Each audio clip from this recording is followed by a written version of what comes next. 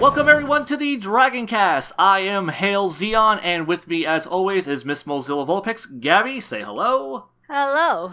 Yes. Oh my god, we're actually doing like a Dragoncast, and then 1 week later, another Dragoncast. Woo! Wild. Like don't extrapolate anything from this. It's just, schedules worked out this time. Yes. So yeah, we're talking about Dragon Ball again. What do you know? What a surprise. Yes. And we did episodes 50 shit. I forgot. 53. Okay. 53. 53 to 56. Okay.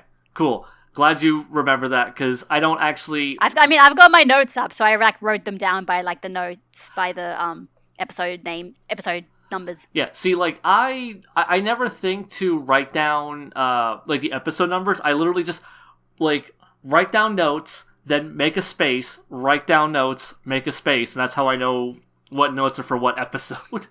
Oh, jeez. I mean, mine basically that's just I've just got F53, colon, then space, then just got the notes. Then episode 54. Yeah. Space. So yeah, last time, Goku was about to face off against General Blue. We're gonna have our first real fight, I guess. Goku fighting a guy who kind of wrecked Kuririn shit last episode.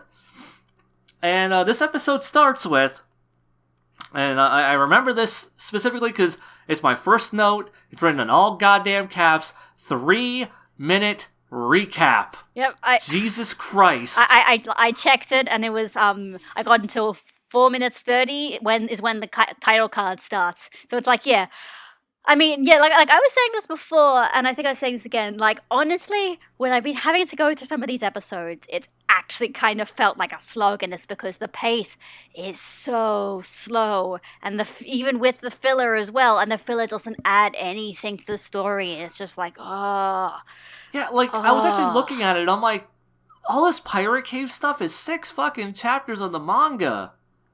That's quite a bit. How many episodes is it? So... Well, I mean, we've been doing it for, this is our 4th episode of the Pirate Cave, I believe. No, 5th episode of the Pirate Cave, because we started with the Pirate Cave in this, last episode. Okay. Last podcast, we had just got to the Pirate Cave. So it's wait, does that mean it'd be 6 episodes of the Pirate Cave for 6 chapters of the manga? Because there's Well, because it's 1 chapter per episode. I know, but it's, because if there's that, that's the pace. Because if you said it took 6 chapters of the manga, and yeah, if we've done 4 episodes of the Pirate Cave and then another 1.5. Oh my god, did we actually do of the Pirate Cave in this? Oh my god, let me look at this again.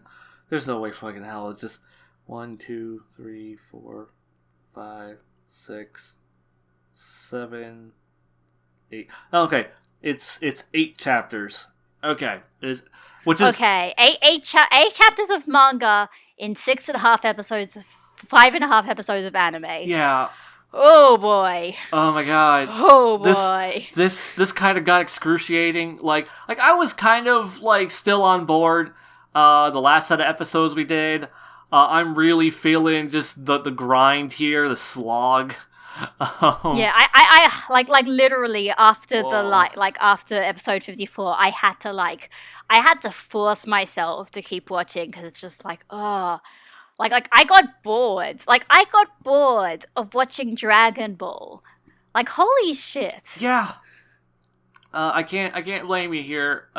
This is the first time, and so we had this long ass recap. And then we get a little, then the fight starts, and there's a little bit of a filler fight, and I think it's fine. It starts off with Bulma, because they don't want to bury Goku against Blue, make Blue more powerful in the anime. So they basically just have Bulma go, "What's that over there?" And Goku looks, and Blue doesn't, and he just knocks the shit out of Goku while he's distracted, and that gives Blue a little bit of an advantage, and then it eventually just ends up leading into.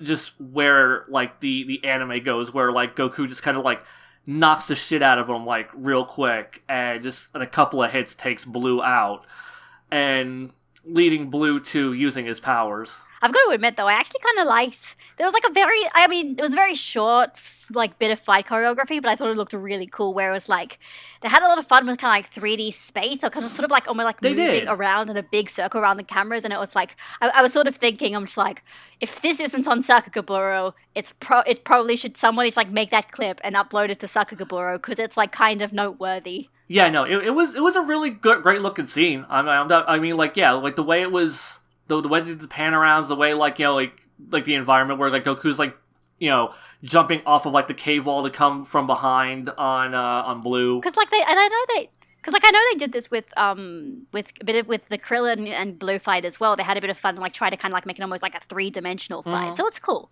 Yeah, no, it's a nice little extra bit of flair, makes it a little bit more entertaining. I feel like what we got, like, in this was our first bit of power-up filler, where, like, Blue was just kind of, like, flexing. I also thought about that as well. Yeah, I was just like, oh my god. I saw that, I'm just like... Is this where it began? Is this the first power-up filler? Oh, shit. Because... I mean, technically, like, Muten Roshi, like, when he uses the Kamehameha against the Fire Mountain, like, that was kind of, like, that had sort of, like, that power-up filler sort of vibe to it. But, yeah, here it was just like, oh, yeah... here it's just also especially weird because it's just like, okay, so now Blue needs a big, flashy power-up sequence to charge his paralysis, except with Krillin, he just kind of did it instantly. So now it's just like, and of course, it's like, you know, his muscles getting all, like, tense, and he's got, like, this blue aura. And of course, freaking psychic powers do that now. Yeah, so, like, because, like, in the manga, it's literally just, like, you know, he glares at Goku, Bulma warns him, then the eye flash thing happens. And here it's just like, you know, he flexes, his veins start popping out, and he's just kind of doing the Dragon Ball Z power-up stance before he does it. People say Dragon Ball Z starts at Dragon Ball Z, but I mean, there's something I'll even mention a bit later. It happens in a later episode. I feel like Dragon Ball Z started with the Red Ribbon Army, honestly. Kinda does in some ways. Also, something worth noting, at least to me, is in the manga, after he freezes Goku with his psychic paralysis, he starts walking towards him with a rock, like, you know, like the same way he was gonna, like, you know, like smash Kuririn's head in with a rock. In the previous chapter, you move, you know, you flip over to the next chapter, and he's just walking up to him empty-handed and just starts, you know, like, kicking and punching him and stuff. It's like Toriyama realized, like, wait, no, like he would just crush his head in, and there's no one to, like, save Goku, so, like, he could just, like, have Goku get his head crushed in by a rock. So the anime just doesn't even do that at all. But yeah. I mean, I wasn't looking that much at the manga there, but that's interesting. Yeah, no, like, yeah, it's just like, because it's like literally the last panel of that chapter. He's like just walking towards Goku with this rock, like the same rock I would assume that he was gonna, like, you know, smash Kuririn with, and yeah, like in the next chapter, like the one page over, the very next chapter, he's just empty-handed. Oh yeah. I see. Oh, is this a continuity error in the Dragon Ball manga? This is terrible. This is how could anyone possibly let that happen? God, Toriyama, what a hack. Am I right? Ugh. Am I right? God. Oh, geez, terrible. And people say this is such a great manga. Like, really? I mean, you know, the anime didn't have this continuity error. I'm just saying, you know, certain people are like, the anime, you know, just has its own continuity errors, like, you know, like having an extra Cell Junior. Right. Which, I mean, that just gave, you know, one more thing for Goku or Gohan to be awesome and kill. You know, so how could you hate Gohan killing more things? It's so in character for him. God damn it. We cannot, like, talk normally at all. It's like, it's just always got to end with some kind of sarcastic jib. Just a little bit. So yeah. Just a little bit. Okay, so all right. Something I wanted to mention is that, so while Goku is just kind of beating up on Blue, Krillin basically says, like, he thinks that, like, Goku's gotten even stronger than he was at the tournament. Yeah. And I found that it kind of interesting because, like, I'm not really sure what exactly, like what the explanation behind that was. Like, as in, was it just like Goku's become more experienced through all fighting all these random red ribbon guys, and that's why he's stronger? Or was it like Goku was holding back of the tournament? Like, that's what happens in the 22nd Budokai, where he's just like, oh, you know, I hold back in the tournaments the whole time because people aren't trying to kill me, and I'm not trying to kill them. Like, maybe that's why. Or is it just a proto Zenkai, and Zenkai boosts were obviously a thing? Right, yeah, I know. know. I was thinking about making that joke. I was waiting for you to stop to be like, well, clearly, Gaby, you know, this was him sowing the seeds of the Zenkai boost back in the Red Ribbon Army. Well, I mean, I was thinking about that. Like, I don't, because it's just like normally I didn't normally think that it was a Goku trait to just get stronger after he got beaten up in a fight, Yeah. because that's never really a thing. But I feel like here they're kind of saying it's a thing. Yeah, like, this is, like, the first time, and, like, I'm trying to think, like, who did he even fight, though, between, like, cause, like... Muscle Tower. Yeah, like, Muscle Tower. All Okay, Muscle yeah, I Tower. guess, like, you know, he does do a fair bit of fighting in Muscle Tower, and it's not all one-sided, I guess. Yeah. Like, but it's like Murasaki didn't give him, like, a really good fight. I guess Metallic beat him up a good bit. Or Metallic beat him up a good bit. But other than that... And then there was like Bouillon, and then he got shot, and you know. Yeah, okay. So yeah, I guess he got a fair enough beating on him. Cause usually whenever I think of, like, the material acknowledging Goku getting stronger, it's always... like, yeah, you could say, like, oh, it's a Zenkai boost, but usually there's always, like, yeah, he went and trained with Karin, or he, like, drank some magic water, or some bullshit. Here, yeah, no, there is none of that. Like, he didn't go and train at all. He's just kind of been flying around and beating up military guys. I don't know. But yeah. Saiyan biology, obviously. Everything is the fault of Saiyan biology. So... like, Bulma, to get Blue to stop, you know, murdering Goku, she's just like, the Dragon Ball's, like, down there, like, in this water, like, in this, like, pool down here. And, she's that's where she tells them it's at, and that is where it's at, because that's where Goku goes, and, like, he swims down and retrieves it much later. But, the thing that gets me is, how the fuck did that get down there?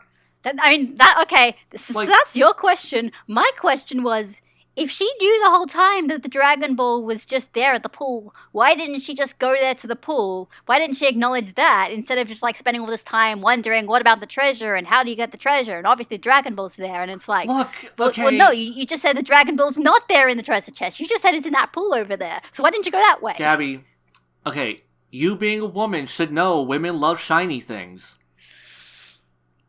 Did you really just do that?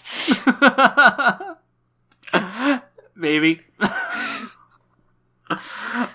it. But yeah, it is weird though that she is, like, so treasure obsessed. Because she is like later on in the story, she's like, actually, I don't really need the money because I'm rich. So I'm like, I mean, like, obviously it's probably Toriyama just, like, changing his mind over where the Dragon Ball was going to be from episode to episode.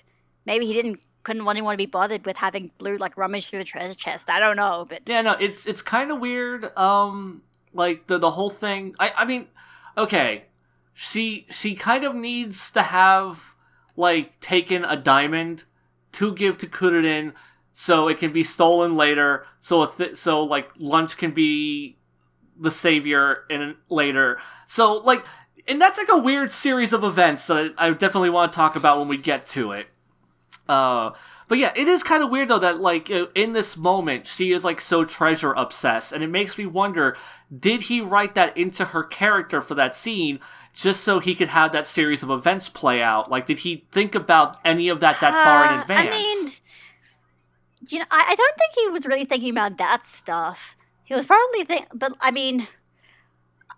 all I can think of is, you know what it probably would have been? It was probably so that way Goku would have a reason to be delayed, so he would show up late to the submarine. I guess. Yeah. Because, like, you know, if he's just like, I'm going to go and check the Dragon Ball, and the Dragon Ball's just there in the treasure chest, then, like, you know, he could just be right there after them. Right. So, I guess, you know, getting back on track of what was happening, Blue gets scared by a rat, and Goku is freed from the telekinesis, and just, like, one-shots Blue real quick, just poof, drops his ass. Done. Fight over.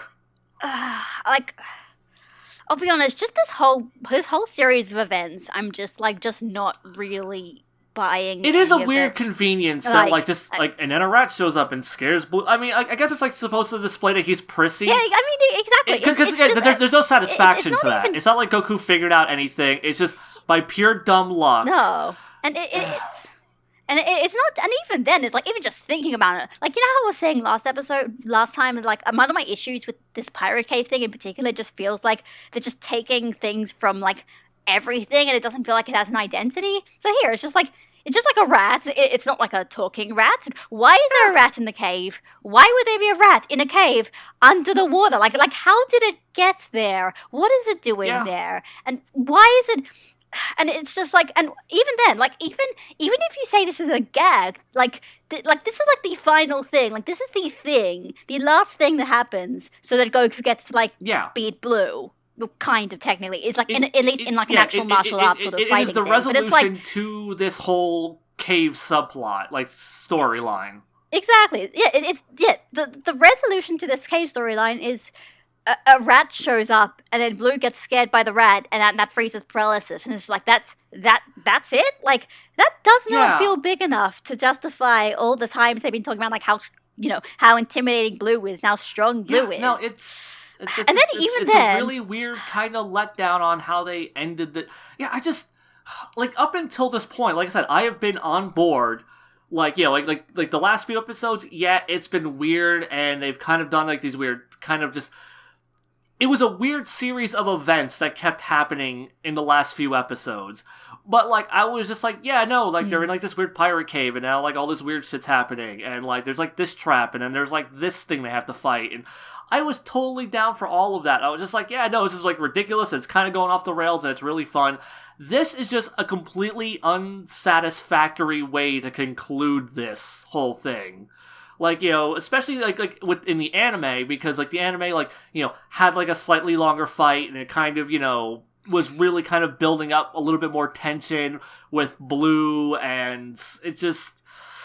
And that's how we kind of resolve this. It's just, Blue gets scared by a rat, and then Goku just knocks the shit out of him.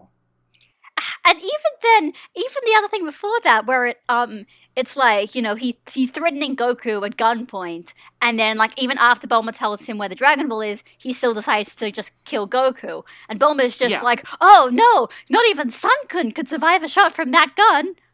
Yes, Blue's gun, a very ordinary-looking gun, can apparently kill Goku, because Bulma said so.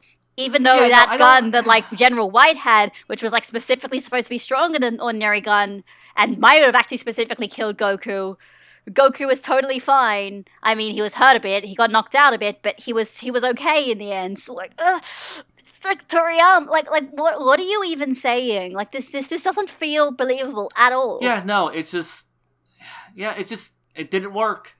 It just, like, I feel like he just didn't know how to wrap this up, and... Didn't work.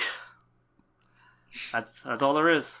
That being said, one thing that I did kind of like, although I actually can't remember if this is a manga and anime thing, but so it's like basically after all that happens, after Goku beats up Blue, the cave starts crumbling. So it's like they kind of they've got to escape the cave and, like, cue the Metroid escape music because everything's gonna explode in 5 minutes or whatever. But Krillin and Bulma go on ahead while Goku stays back to get the Dragon Ball. And one thing I actually liked is, so, like, he goes into the pool, he gets the Dragon Ball, and so that he puts the Dragon Ball in his shirt, and from that point on, they actually give a little bulge on his shirt where the Dragon Ball is sticking out.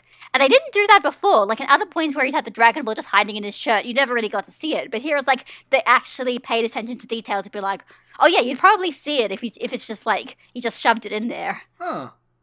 Like, now I'm, like, flipping through to see that, and... Yeah, sure enough. Also, they stopped drawing the turtle symbol on his shirt while that bulge is there. That's really weird. Oh. Well, that's... Okay, that's probably a bad we'll just say that it's hiding, that the bowl just hiding the turtle symbol. Okay. Probably because they didn't want to figure out how that was going to work. I mean, it's Toriyama. Like he's notoriously lazy when it comes to specific things. Also, okay, yeah, like it's actually kind of neat because like now that I'm looking at it, I'm like, yeah, because it's visible in his shirt because it's caught up on the string of his of the Nyoibo, like the sheath for it. It's actually like caught up on that, so it's not falling all the way down his shirt, like where his shirt would be baggier and probably conceal it. I have always wondered how Goku just shoves things in his shirt and they don't fall out because, like if you don't have, there's nothing there holding it up. It doesn't. Well, I mean, his shirt's clearly like tucked into his belt, so that makes sense. I guess so. Yeah, that'd be very uncomfortable though. I mean, I've never like tucked my shirt in and then started carrying things in my shirt, so I don't know, but I don't know. But yeah, like that's a neat little detail that I didn't notice before. And so yeah, Goku goes and goes to go get the Dragon Ball, and then he's just like, I need to go find the rat that saved me. Okay, so he does that, and you have Bulma and Kuririn. They're like in the submarine, and Bulma's just like, fuck it, we need to go. It's just like Goku wasn't back yet. It's like, there's one life that I care about more than anything on the planet. It's mine, goddammit. Which is like, it's kind of like a sort of like, oh, Bulma, I thought you weren't that much of a jerk. But it's like, okay, to be fair, it makes sense. Like, they are literally going to die, and if they're literally going to die, Bulma is not like purely selfless, being like, I'm going to potentially risk my own life just for the sake of Goku getting out of this place. Yeah. And it's just like, she's like, no, like if we can only save people, like I'm going to save myself first. Like that is the first option. It's like, okay, fair enough. Yeah, like it's just the way she phrases it. It's so maliciously mean the way she phrases it. The only redeeming element is that she follows it up with, "Do you seriously think he's going to die that easily?" Which is a good point. I mean, it's Goku. The kid's like built like a Panzer tank. That is true. If anyone's going to survive it. I mean, Blue fucking survives it. He didn't have a submarine. I'm still curious how the hell he didn't die. Okay, we can talk about that next episode because I'm very confused as well. But yeah, right? So that's basically the end of that episode. They're just like, they're bound to go, but Goku's not there yet. And that continues on to the next episode. That was the cliffhanger. Yeah, and then Goku makes it there at the last minute, and he runs past them. Like, he just... right on past them, and they're like, Goku over here, and then he stops. I'm like, and then he comes to where they are, and I'm like, where the fuck was he going? Because he was probably going to. What was his exit strategy? He was probably going to try and get back the way that he came, and didn't really think about the fact that it's blocked now, so they had to get another submarine somewhere else. True. All right. Yeah, it was just really weird because like when I saw him like running past him, I was just like, Goku, where the fuck are you going? Like, it didn't even dawn on me that, like, okay, yeah, I guess that, like, he did come that direction, so he might just be trying to run out the exact same way he came in, even though it is blocked off now, because, what was it, was the pirate robot, like, blew up something, and, It was when he was fighting the pirate robot, when it blew up. Oh, no, I think it's just the rubble just randomly, like, as Goku and, as Krillin and Bulma were leaving, they realized it was blocked, so they're like, oh, there's a submarine here, let's get this submarine. Yeah. So Goku gets in the sub, and they're making their daring escape, and the tunnel that they're going through is blocked off. But don't worry, there's a side passage. What? Wait, what? Wait, when? Why? Huh? Oh yeah. Oh. Did you not see that? Oh yeah, no, you're right. It is in the manga. I didn't even write that down. Yeah, it's in the fucking manga too. Like when that happened, I was just like, no fucking way. That's got to be some dumb filler bullshit. No, that's in the manga. That is just in the manga. Why? Like it's just like a weird extra detail. Like right where their passage closed off, it just so happens directly adjacent to them is a hole with a completely separate path that is unencumbered and just that they can go through to get out of this cave. And it just happened to be right where the wreckage fell, like all the rocks and debris that blocked their path. And I'm like, I don't understand why. Much like the rat thing, I don't get what was the point of that? Like, so yeah, this is when things start getting like just too stupid for me, and I'm just gonna call bullshit on this fucking little kids manga / anime. Like, that was just dumb. I didn't get it. I think so. That there's one thing that I do like actually is, so of course then the submarine runs out of gas and they're like, oh no, we're all gonna die. What are we gonna do? And then Goku just like immediately just goes out. He's just like, hey, Krillin, take the rat, and then he just like shoots a Kamehameha out, and then like the kind of the force of it launches them forward and out of the sea, and I'm like, okay, yeah, that's a nice way to end it. Like we've never really seen it like being used that way. Yeah, that was really cool. Yeah, that was really, really cool. I did like that. I just feel like, you know, like that is a really good way to wrap it up, because like, you know, like the tension's up, they're having their big escape scene, and oh no, like, cause you know, like the rumble falling, you know, the rocks falling and stuff and blocking their path, and then like the side patches, I think that's dumb and that doesn't add anything to the narrative whatsoever. But like, just, oh no, the tension's up, we're out of fuel, and then Goku using his signature move to blast like the dome off of their friggin' submarine and launch themselves out of it and like into the sky. Like, that's like a big, cool, like heroic way to just end this whole thing on, and it was super cool, and I loved it, and yeah, it was great. Like, it was really satisfying conclusion. Unlike a rat scaring Blue and then Goku just punching his lights out. Like a conclusion so good that like it feels like it's. I mean, it's a satisfying way, like to end, like just that big escape scene. Don't know if it's a satisfying way to end the Pirate Cave adventure, but that's fair enough. Like, at least that story beat is satisfying. Yeah, like, I mean, like I said, like compare, like, I feel like it would have been better, like, once again, like, you know, if the Blue thing had like a better resolution to it, and then we didn't do like the dumb side passage thing in the cave, and then, you know, then the Kamehameha, and like if we didn't do those two things, and like Goku could just beat Blue clean, and then like, you know, they didn't do the side passage thing, and then Goku just propelled them out with the Kamehameha, that would have been like a great way to just wrap up that whole little storyline. But they bogged it down with dumb shit. But it is still like, that is still just a really great moment. Like, that's like, that's probably one of my favorite moments so far in this arc. Just, like, that was super cool, and I like that. And then, so yeah, like, they get shot up. Goku and company are now, like, on the beach. And, Bulma reveals that she stole a diamond from the cave. Okay. And you forgot the punch. Well, the setup to the punchline is that she pulls it out of her crotch. Yeah. Yeah, it's. Yeah, she pulls it out of her panties, to which Kudoden remarks, it's just like, oh, I was wondering why there was a bulge in your crotch, and I'm like, is there even? Because I didn't see it in the anime. Maybe it's in the manga. Yeah, no, I don't see it. It just.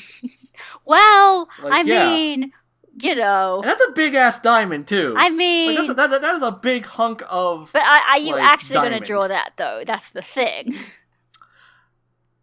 Akira Toriyama. I mean, like, yes, but no, but okay. I don't even want to think about it. I also do love, and by love I mean like kind of get annoyed that like.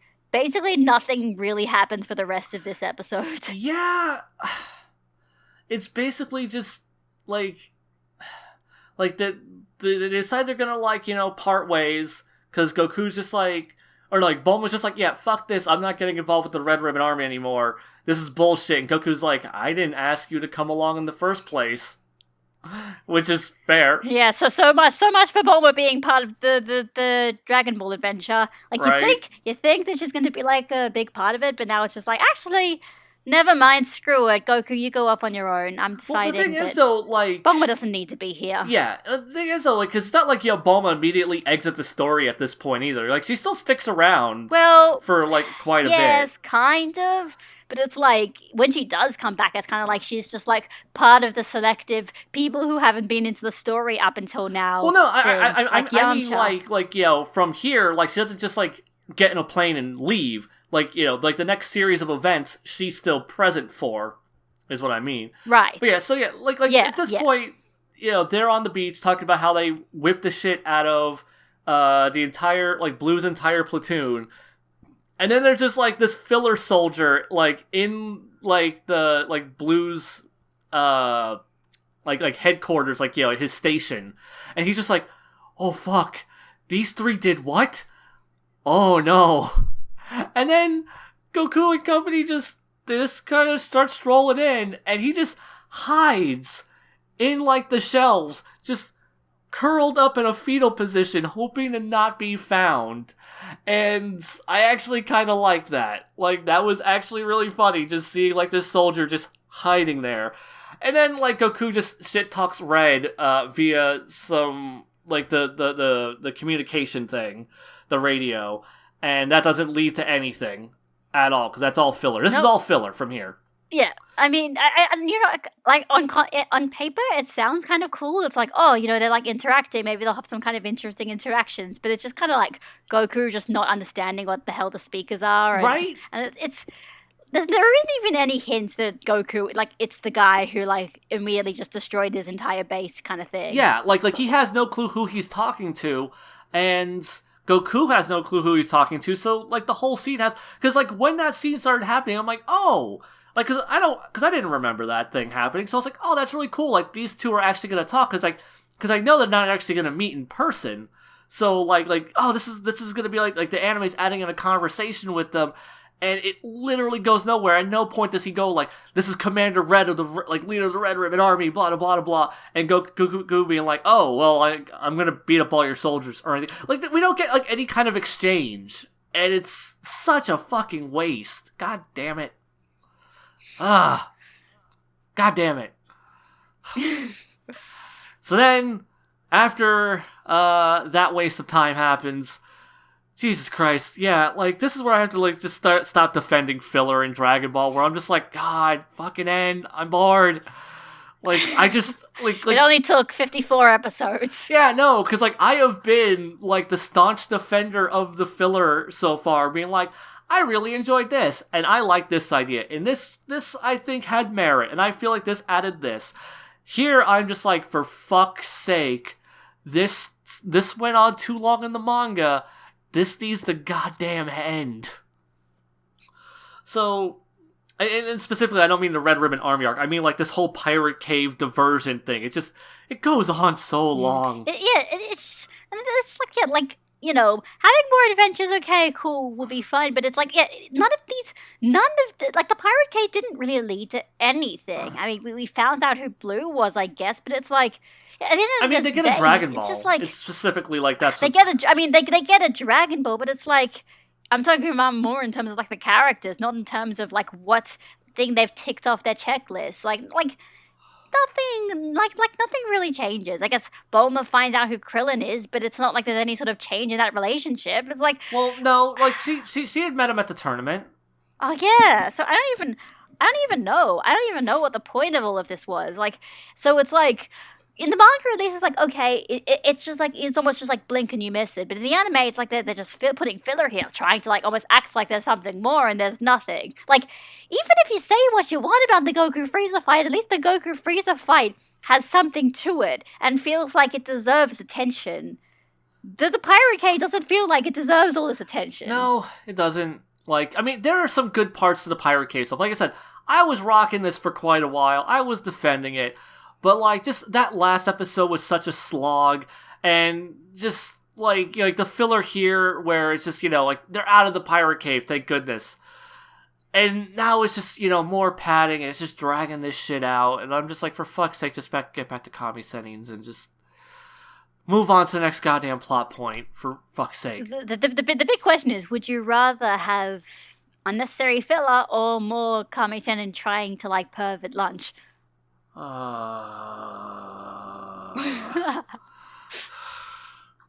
There's no winning. There's only just Filler. death. That's it. That is my only recourse. Filler. So yeah, the complete waste of space that was Goku talking to Red ends, and they're like they're on like they steal a Red Ribbon jet or hover vehicle. It's basically like a fucking helicopter without helicopter blades. Is what it is. It's like a jet powered helicopter without helicopter blades, and they take off in that, and Bulma's just like, here for the submarine that we wrecked. Here, take the diamond. I don't fucking need it. I'm goddamn rich. I don't even know why the hell I took this in the first goddamn place. Exactly. And then Kuririn, who doesn't have a nose, but still feels the need to sniff a diamond, I guess to see if it smells like Bulma's vagina. Yay! Yeah, that's whew. I think one thing I actually do remember. One thing I do remember actually is I think it was this moment where like somebody sent like one of the fans like sent Toriyama a letter. Like he used to do a thing where he like answer fan letters, and one of them was like, so how did he breathe? How did he smell the diamond if he doesn't have a nose? And then Toriyama's just like thinking on the fly, and he's like, okay, tell you what, Krillin has an idiosyncrasy that allows him to smell through his skin. There you go. God damn it, Toriyama. Even though, like, it was a plot point that he couldn't smell things because he wasn't drawn with a nose. I don't know, it's complicated. Right? It's so mental. He can only smell things if he believes he can. Right, there you go. So then, one scene I do like, okay, like, yeah, because, yeah, you did have the filler Red Ribbon soldier hiding, and I did like that. I did like just this guy being terrified and hiding. Just Blue caps his ass for being a coward. Just Blue being just straight evil, and also Blue's alive. Blue's just fucking alive. Okay. Can we talk about that? So Blue just survives that? Like he's literally just like, you just see him just coming out of the water, and you're like, wait, what? I thought he just got buried by the rubble. How? And also, why? Like, every other Red Ribbon Army guy was like, you defeat them, and then they don't come back. But here it's like, oh, no, Blue's still alive, and he's still plotting, and it's like, it just feels very surprising. Like, you just, I did not, like, even if you just showed me Blue's design, I wouldn't have told you, oh, no, he's a villain who's gonna stick around for a while. Yeah, it's just, I mean, I like Blue. He's very charismatic. He's the most interesting villain we've had so far. But just, like, the Pirate Cave stuff was just kind of fizzles out, and then just, you think he would have died in his because this is like a situation where, like, you're genuinely meant to believe if Goku did not make it to that submarine, when he did, he would have died. And Blue... That apparently doesn't apply to Blue. Blue just gets out. Alright. He just surfaces in the water, even though he should have been, like, buried to death in rubble. He just surfaces. Alright, manga/anime. I'll buy it. So yeah, then I get back to the Muten Roshi's house, and something worth noting is in the anime, Lunch does not start this scene in her evil form, because like in the manga, like she's still evil from when she, like, beat the shit out of those Red Ribbon soldiers. Oh, okay. Yep. And in here, she is blue-haired and just, like, making dinner like she do. Because that's all good Lunch does, is make lunch. It's in her name. So, yeah. She's just, and she sneezes, and... But yeah, like you need evil Lunch there, because... like when they're talking about the diamond, and like it's like, oh yeah, like like she gave us this diamond to make up for the submarine, and Lunch just shows up, pulls out of her machine gun, just like, give me the fucking diamond, gets in the Red Ribbon craft, and just takes off, just steals it, and Bulma is just completely bewildered at this point, and is just like, what the fuck? I thought she was your friend. What just happened? And it's just like, oh yeah, like when she sneezes, she like switches personalities to like Evil Lunch. Don't worry, she'll be back eventually. It's just, they just completely nonchalantly just tell her that.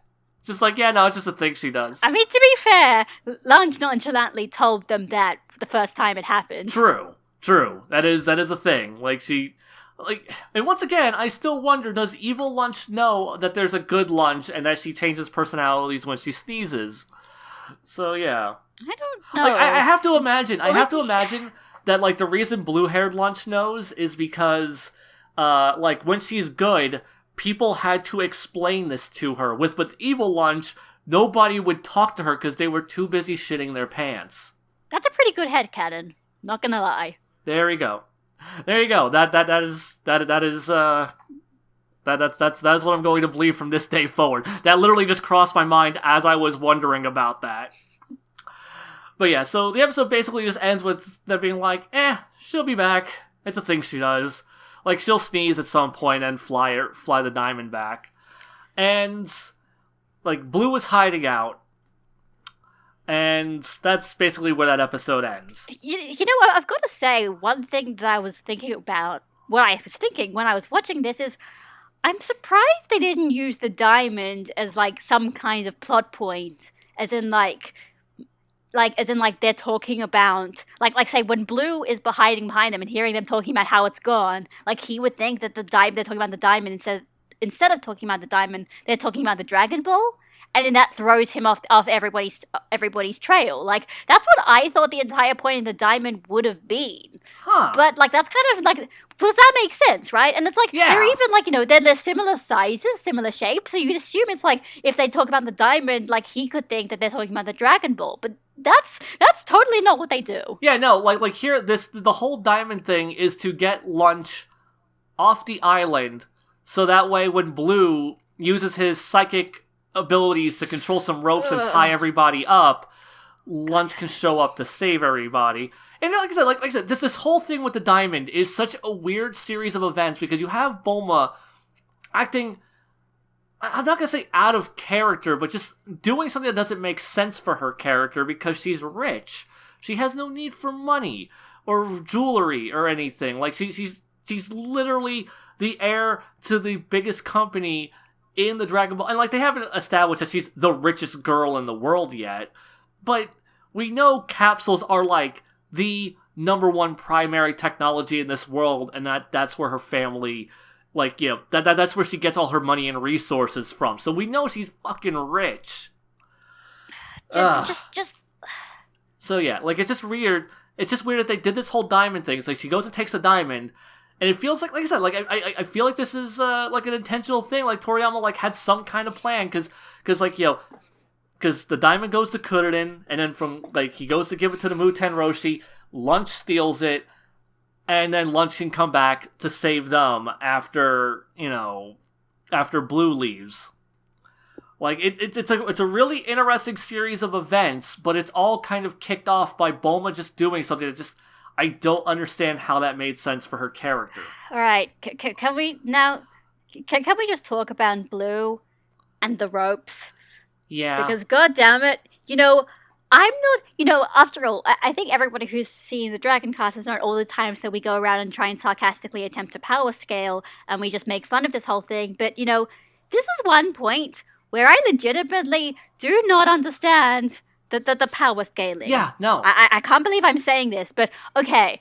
So, Blue's plan is to use his psychic powers to remotely control a bunch of ropes to tie around everybody, and then nobody can get out of the ropes. Yeah, no, this is like the dumbest shit. It's like Goku was able to snap like the Guru Guru gum from Girin. Like, we saw that, and he's apparently stronger now than he was at that tournament. Like, Kuririn isn't that much further behind him in power, and the Muten Roshi is comparable, especially if he bulks out. Yeah, it is like, okay, the anime actually helped this a little bit. In the anime, sort of the explanation was for Goku was just like then the ropes wrapped around his tail as well, so he lost his strength. I was like, okay, that makes sense. That doesn't explain Krillin and Roshi. Yeah, no. The manga, the only explanation is that like it happened to like the ropes are tied so especially that it's sapping their strength because ropes can do that. Yeah, I guess like it's not even like a sci-fi rope. They're just normal fucking rope. Yeah, no, it's not like magic rope. It's not like he's like reinforcing the rope with his powers. He just used his psychic powers to like tie them up with it. I guess theoretically the idea is that like maybe that's it. That like because the psychic powers like making the ropes go tighter, but I just don't believe it. Like I just do not believe that they could get stopped by ropes. In the context of at least like the manga, where the because like you point out in the anime, the ropes actually tie around Goku's tail, and that that messes him up. In the manga, you can clearly see Goku's tail is just hanging out. All right, fine. We've seen Goku untie a rope with his tail. It's in the first fucking chapter. Oh my god, that is also true. Oh my god, that is also true. The first chapter of Dragon Ball, Goku uses his tail to untie ropes that he is tied up in. According to this, it's just like there's a line he just says, "Oh, I can't unwind it," and that's it. Yeah. That's like there's no reason why he can't. He can't because Blue is just that, like, not even that, it's like Blue is just that powerful, and also Blue is so good that like Roshi couldn't sense his presence, and I'm like, what? Okay, like suddenly they just feel like to almost like just massively buff Blue, like buff how strong he is, like freaking like. There's that part, like, when we get to the Dr. Slump stuff, he, like, grabs the telephone box and, like, crushes the telephone box. And I'm like, I wasn't expecting, like, him to be on that level. But, like, now that's just a thing. He can just do that now. Dragon Ball, like, it got a new patch, and they buffed Blue. Yeah. To make him more competitive in the versus scene. Sure. Why not? I don't know. It is just dumb and stupid, and I don't... And also, okay, like, he steals a Dragon Ball, and he leaves a bomb behind. Alright, fine. This bomb, you believe... Okay. So, even if they can't get out of these ropes, they could literally just roll on the ground to the other side of the island behind the house. There are so many things they could do. Like... I don't understand. Like, they are in, like, the least amount of peril they could possibly be in for being in peril, and I don't understand what the fuck's happening and why it's happening. And this is not an anime thing I cannot either. fucking defend this. Isn't even an anime thing. If anything, the anime tried to make it better, although it didn't necessarily help. It just created more problems in a way. Yeah. I mean, I don't get it, and it's not like it's made out of fucking steel cables or anything. It's just fucking rope. That should just be a meme. It's just so dumb. Like, having any DBZ characters, Goku, just greatest martial artist, conquered by rope. Just tie them with rope. They can't do anything about it. Clearly. Like, seriously, people want to fucking bitch about, like, Goku getting dropped by a simple laser? Like, fuck, man. How about being bested by a rope? Like, shit, man. Like Goku's greatest enemy, Ace Hardware. Fuck. I mean, obviously the issue, the real reason why nobody mentions it is because nobody remembers the Red Ribbon Army, or reads the Red Ribbon Army, or watches the Red Ribbon Army. So nobody mentions it. Like, I remembered these events. I remember that, like, okay, that's actually not true. Like, I had actually forgotten this whole thing had happened until it started happening. I'm like, oh, right. Like, all right, they go to the thing, and then, like, he ties them up, and he leaves the bomb, and Lunch is gonna show up, and... just, I'd forgotten how, like, because it never dawned on me the last time I watched it how dumb this was. And here, it's so blatantly stupid. Also, not to mention, kind of sadly, we have to say this now. So, remember, like, a few episodes ago where we were talking about, like, how diverse the Red Ribbon Army are, and it's like, they're accepting of everyone? Well, here it's like, Bulma, like, suggested, oh, if you spare me, I'll join the Red Ribbon Army. And then, like, Blue's like, we don't need any women in the Red Ribbon Army. And I'm like, oh. Right? I mean, you do have a woman later on, but okay, fine. Never mind. Yeah, no, then. that is, like, I mean, I'm assuming that's just Blue being sexist because he's blue. Because, he's just like, women, who wants them around? I guess so. With their undulating breasts and their lack of penises. I'm pretty sure he said that in the dub somewhere. Oh, really? No, I'm lying. I was just gonna say, goddamn, you got me there. I'm just like, they would not say the word penis in a dub for Dragon Ball. Honestly, if they did, that would have made the dub so much better. That would have been just the best fucking dub edition line ever. But yeah, so he leaves, and then it's good lunch to the rescue. And yay, she's too weak to actually discard the bomb because it's too heavy. Fair enough. So then she has to get a knife and cut the rope, and I'm like, okay, a kitchen knife could cut this rope and Goku can't fucking snap it. God, it's like the more you think about it, the worse this scene gets. Like, I don't even think about it. Oh, like, I mean, yeah, like, literally just ordinary. So it's not magic rope. It's not like high sturdy rope. It's just fucking rope. Yeah, it's just fucking rope. Like, it's yeah. Like part of this feels like really smart, clever, right? Because like I said, like you have the whole diamond thing and getting rid of lunch and then having lunch come back to save the day. That's all like great stuff, but it's couched in this stupid fucking scenario where they're tied up with goddamn rope.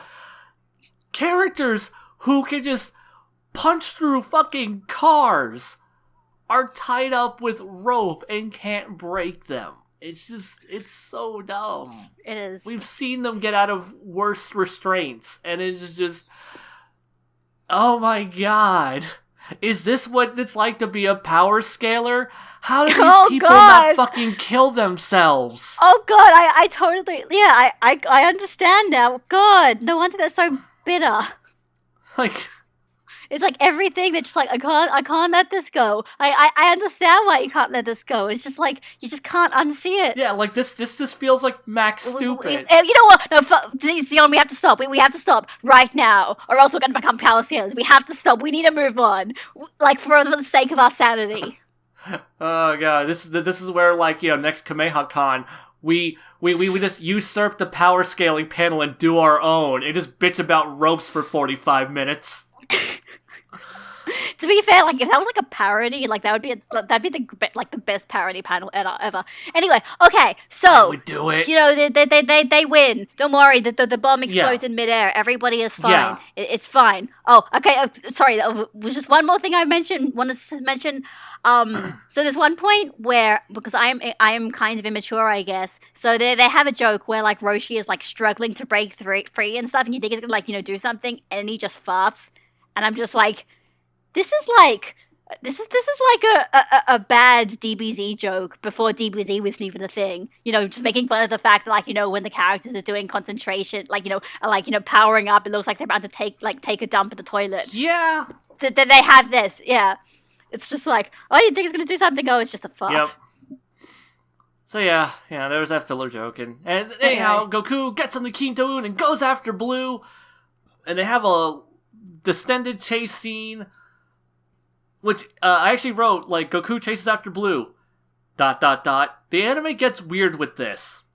And what I meant by that, like, in my notes, is that, like, it turns into, like, this weird, like, tie-dye pastel color thing, and, like, bubbles. Okay, yeah, you thought this as well. Yeah, because it's like, I think it's like it's supposed to symbolize just like how fast they're going, like they're going even faster than usual, so it just like makes everything go red and purple and they're just breaking the light spectrum. I don't know. Yeah, I guess that's the assumption. Yeah, breaking the light spectrum. Take that, power scalers! They're breaking the light spectrum. Oh goddamn! They're almost as fast as Rainbow Dash. This is going to break me. And then we get the Penguin Village. Something I was really looking forward to. And Cue then, the YY world. huh? Cue Right. the Dr. Slump OP. Oh yes, yeah, you do. Yeah,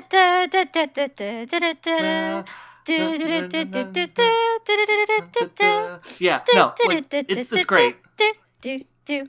Yeah, no, it is great, and like this is the first time I've watched these episodes where I actually knew that was the Dr. Slump intro, because I had never seen any Dr. Slump the last time I watched this. Because the last time I watched this is when the Blue Bricks came out, and I did my watch through in Japanese. Like, it was my first time like going through this in Japanese, so I watched it, and I didn't know that was the Penguin, or that was the Dr. Slump theme. So it was really cool to like, oh yeah, this time I recognize it because I've actually seen a little Dr. Slump this time.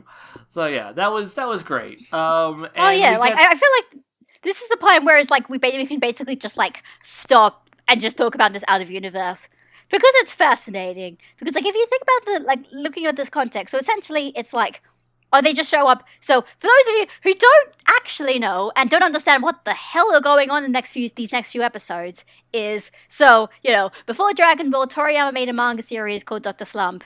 It stars that robot girl Arale, and yeah, basically immediately after Dr. she was Slump, in a filler episode of Super. Yes, if you've watched episode 69 of Dragon Ball Super, you may recognize these guys now. And if you wonder how Goku knows who Arale is, that's because they met in this thing. That was also in the manga.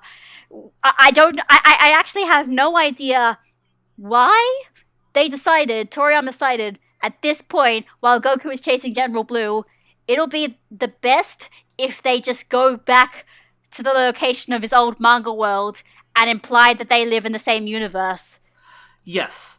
But that's what's happening right now. Like we are essentially having an extended crossover episode. Yeah, and like conceptually, it's really cool. I do like the idea of like going to like the Dr. Slump world and stuff, and like getting to meet Arale and all this stuff. Because like the last time, because this is actually I'm realizing this is only my third time ever watching this, because I watched it when it was on television dubbed, and I watched it in Japanese when the Blue Bricks came out, and this is my third time doing this. And like the first two times I had watched it, I'm like, oh man, like this is Arale, this is this character from Dr. Slump, which is this thing from Toriyama's like previous, and like I've always been fascinated by like things that came before stuff that I liked, having relevance. Like, because like when I was watching Dragon Ball Z, and I learned of Dragon Ball, I became obsessed with Dragon Ball. Like, I wanted to know all of this stuff about these characters, and then for like Dragon Ball to then go and reference Dr. Slump, I'm like, oh my god, now I want to know about Dr. Slump. And like, it was just the coolest thing to me back then to see this, and it's still really cool. It's just I feel, oh man, these episodes drag because there's a lot of not good filler here, and it just oh man, that oof.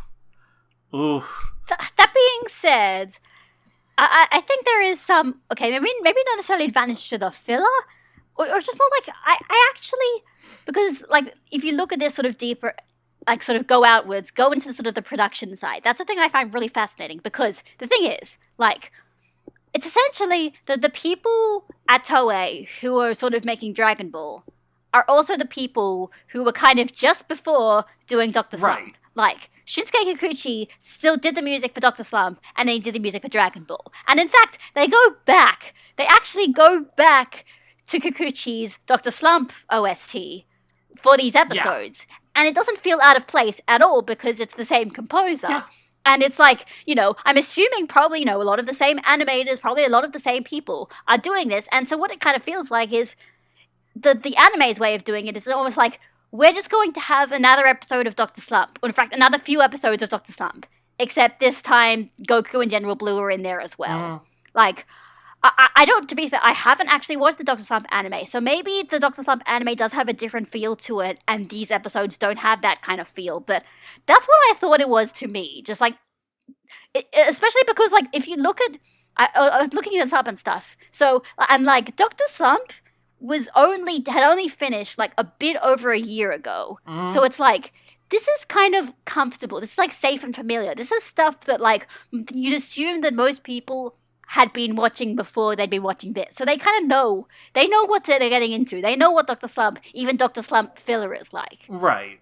That's my explanation. That's what I think is happening, but I don't know for sure. Well, so yeah, this is actually like my first time watching this, and actually, like I said, like I've actually seen some Dr. Slump, but like I am very limited in my Dr. Slump knowledge. I have read the first chapter of the manga because it was in Shonen Jump for like 1 month, like to advertise them doing like Takuban in the States.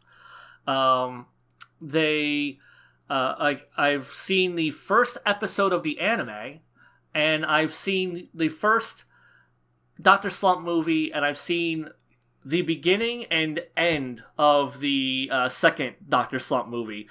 Because I actually have like the 5-movie box set that came out in the States, and was that the one that Hermes translated? yes, actually it is. Yeah. Cool. I actually did not know that for the longest time. I was just like, oh my god, Hermes translated. Oh, that is so dope. But yeah, I actually forgot that until you said something. But yes, so I was like, so I actually seen some Dr. Slump. Fun fact though, the reason I've only seen the beginning and end of the second movie is the second movie is really long, and both Agro and I fell asleep in the middle of it. Wow. Yeah, it's really long, and we just both just and then we woke up for like the final act of the film. I mean, I had no clue what the fuck was going on.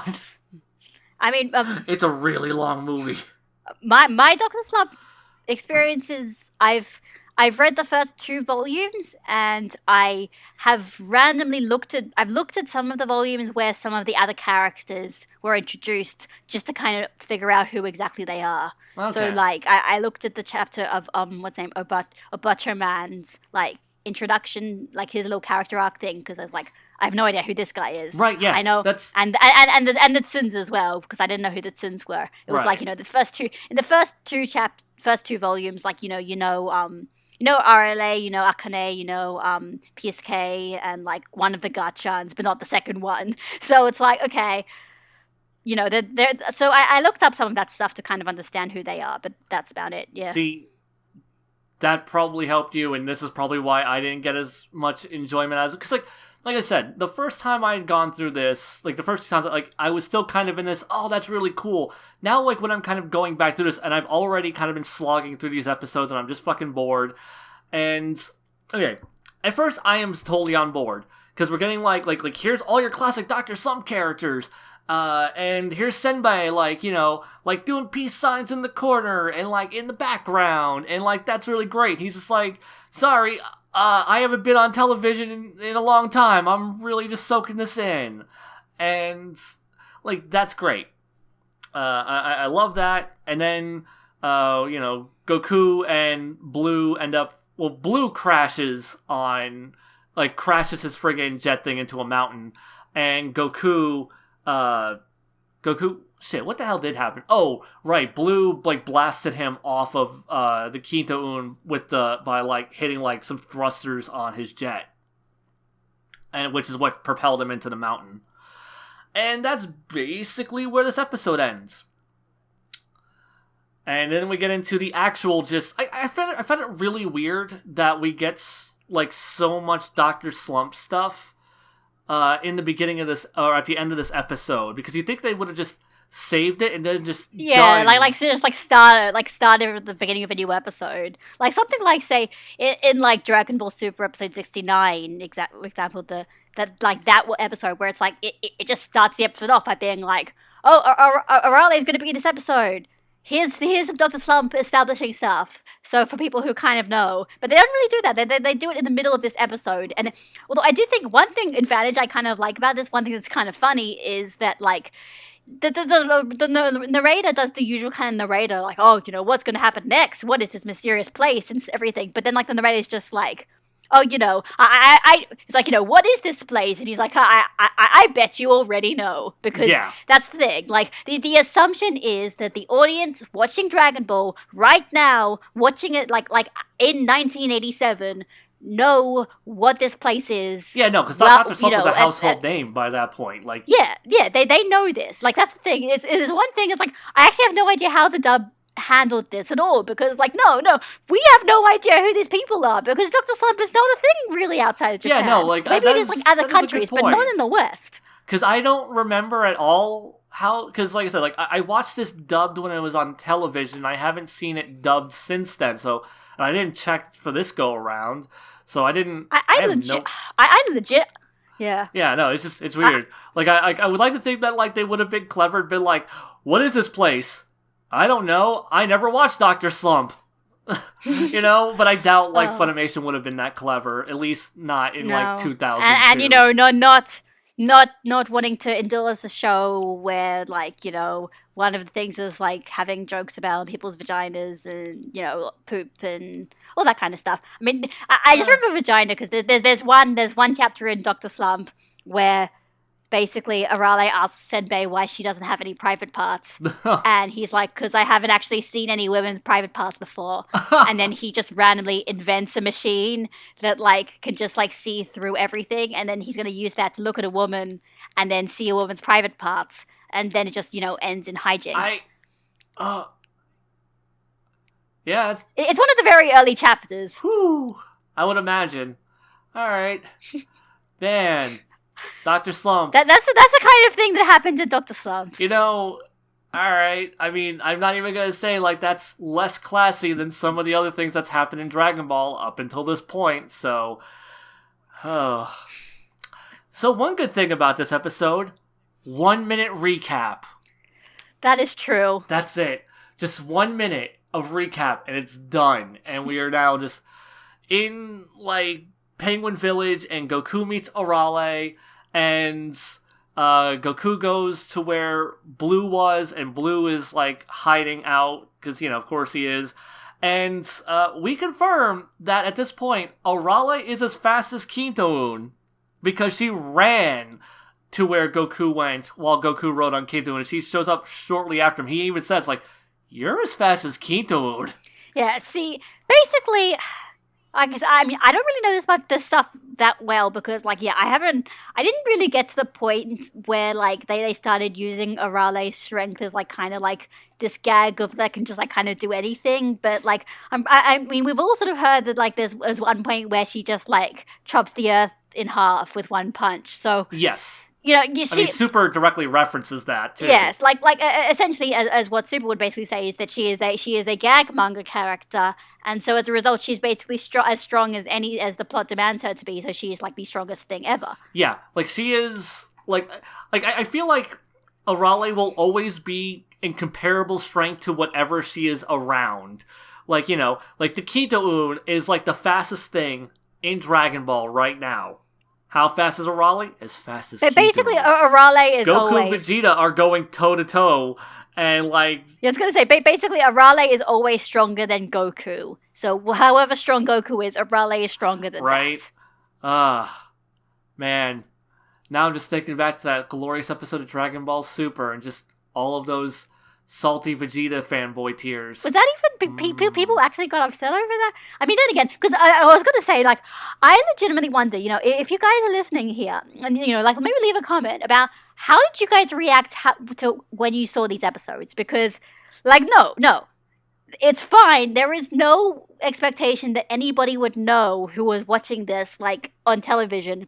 If you didn't live in Japan, you would not know who these characters are. And that's okay. You don't need to feel like you're a pleb because you don't know who these random skill characters are. So how did you guys react to it? Because I'm legitimately curious. Because, like, I kind of, like, sort of roughly kind of knew there was something called Dr. Slump and all this kind of stuff before I found out this was, like, a Dr. Slump crossover in this part of the manga and the anime. So, you know, my Dragon Ball experience was all over the place. So I never really had that, like, I don't understand anything experience. So... yeah.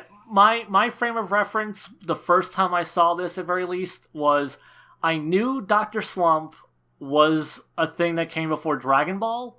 I knew this was a reference to Dr. Slump.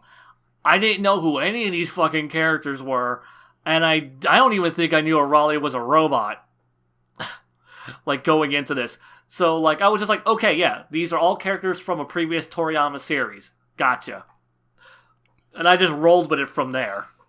I mean, if you like, there are some points where it's like you can kind of understand what's going on. Like at the very least, like the gag with Superman as a Superman. Like that is like a gag where it's like, even without any frame of reference to Dr. Slump, I can understand the gag where it's like, you made a pun over like Superman, and super meaning sour in Japanese. So it's like he's like a Superman parody, but he's not actually strong and is kind of like a coward. And okay, that at least I can understand. Yes. So yeah, we get Superman versus Blue, sorta. Where basically, just Blue, just like Superman, like cracks like a tile to show how strong he is. And then Blue's just like, that's really cute. And he just crushes a telephone booth.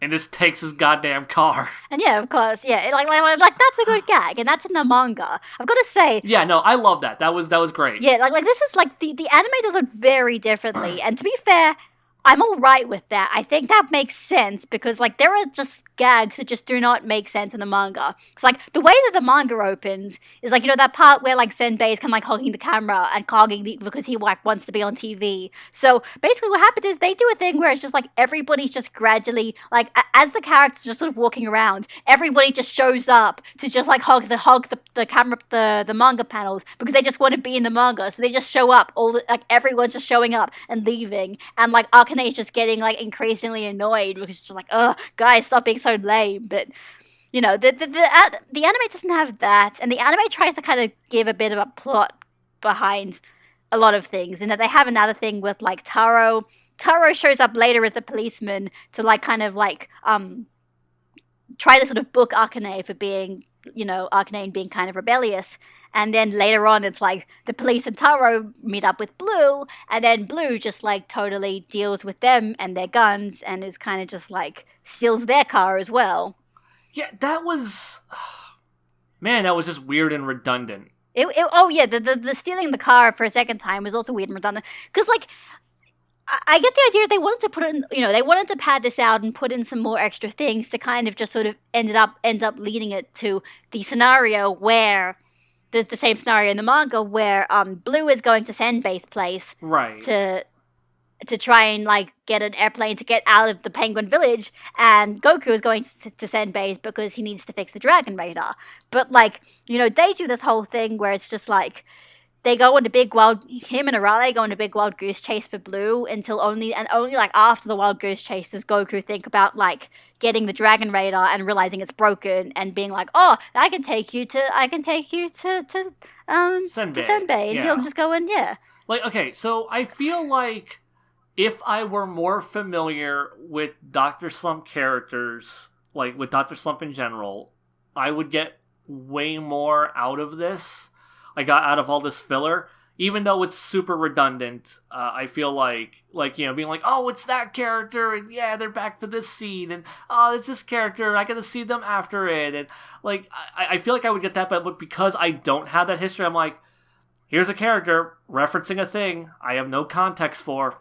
I mean, I do have to admit, like from the stuff that I know about Dr. Slump, it doesn't feel like these references are just like just kind of one note gag. Hey, this is what this character does, sort of thing. Yeah, no, it feels like they're using them in creative ways. Fairly specific references. Well, not even just like references, but it's like some of the things that they're talking about. It's like it's that, and then it's like you've got like stuff like I mean, we probably shouldn't forget the scene with Butcherman, but. That it's like, oh my God. But that it's like, with that scene, it's like, he's known for a lot of things. Like, he's basically almost like exactly like Arale, except like his complete opposite in personality, and he's like Arale's love interest. So it's like, it's like, it doesn't immediately mean. Like, yeah, and because I don't. Yeah, obviously I don't get any of that. Yeah, I mean, from watching. Yeah, this. No, you don't. So it's like that's not like the one note gag, but at the same time, it's like if you know what his character is, like it would make sense for him. Like he'd be able to fix a car, and he would be willing to fix a car because he's just that kind of character. Right. Yeah, and once again, like I said, like if I had reference for these, because like I said, the first time I watched this, I barely knew what Dr. Slump was. The second time I watched this, I had more of an idea, and I was like, oh, that's just super cool. It's like the Dr. Slump reference stuff, even though I wasn't getting it. And this time around, though, like, because it's been such a slog getting through this, I am just, like literally my notes, one of my notes is, Goku meets Dr. Slump, or Goku meets Slump characters, and then there are references I don't get. It's literally my notes for this, and it's like, yeah, I just got really bored because I just didn't, like I said, like, you know, I am not the intended audience for this because I've never seen Dr. Slump proper. And I'm not the intended audience of it either because I've only looked at a bit of Dr. Slump, and I was not a Japanese person in 1987. Yeah. Like that is what is this specifically made. This is being specifically made for Japanese audiences in 1987. If you're not that, some of it's going to go over your head. Yeah, and that's like, because this is obvious. This is very obvious. Like, you can tell that these are characters who have had an entire series worth of character to them. Like, you know, these characters all have, like, these long histories with one another. And you can tell, like, you know, like the guy who's, like, a cop.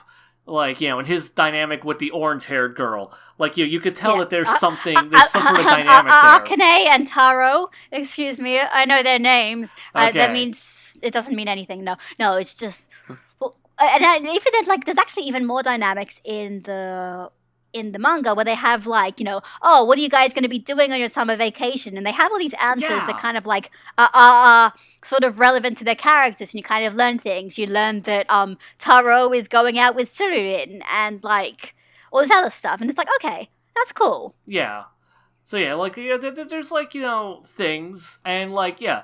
But, like, you know, you can tell that there's, like, all this history with these characters, and I'm just like, I don't have any frame of reference. Do. So, yeah. Also, okay, so something worth noting, the anime adds in a scene, like, you know, because the cops go to deal with Blue.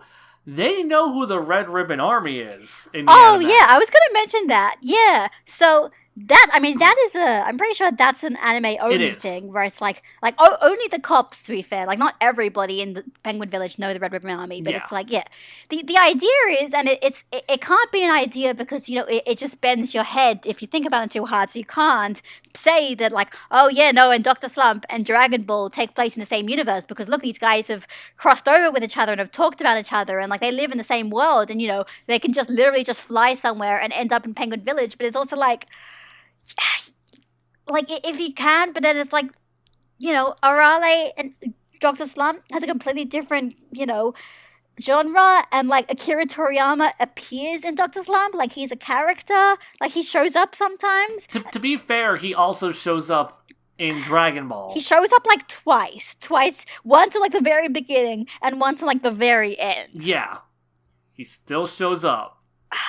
Just say it. And he's Toribot, so, you know, like, it's the same iteration of Toriyama. Alright, it's just very, like, it's one of those things where it's like, you know, there are, like, fans who love these, like, oh, let's have crossovers, everyone can get crossovers, but then sometimes you if you think about the idea of, like, these characters all inhabiting the same universe, it just doesn't work. So just, like, I don't think Toei were really thinking about that. I guess they wanted to make it feel more believable by having, oh no, you know, they know the Red Ribbon Army, you know, they know throughout the world, so Penguin Village as well. But, you know, nothing in Dr. Slump suggests that would actually be a thing. Yeah, no. That a bunch of criminal organization with a bunch of really strong guys that maybe even Arale might have difficulty with. Like that's not, no, like, that would not be a thing. Man, and then the Red Ribbon... Okay, something, like, worth noting, because we're in Penguin Village, and this is, like, we're in total gag manga mode right now, Blue doesn't kill anybody. At all. He scares people. He intimidates them. He doesn't kill anybody. Like, not even, like some... You think that's because... You think that's because... character. You think that's because it's Dr. Slump? I think it's because, like, one, it's Penguin Village, and, like, people aren't gonna die in, like, Dr. Slump, at least not good characters, or even, like, random characters aren't gonna die. Yeah, I was gonna say, because, like, I do know that Dr. Mashirito dies. Yeah, Dr. Mashirito dies, we know that because because Dr. of Slump, the Dragon Ball Super. Dragon Ball Super. Dragon Ball Super, he shows up as a ghost, and he's like, "I came back from hell."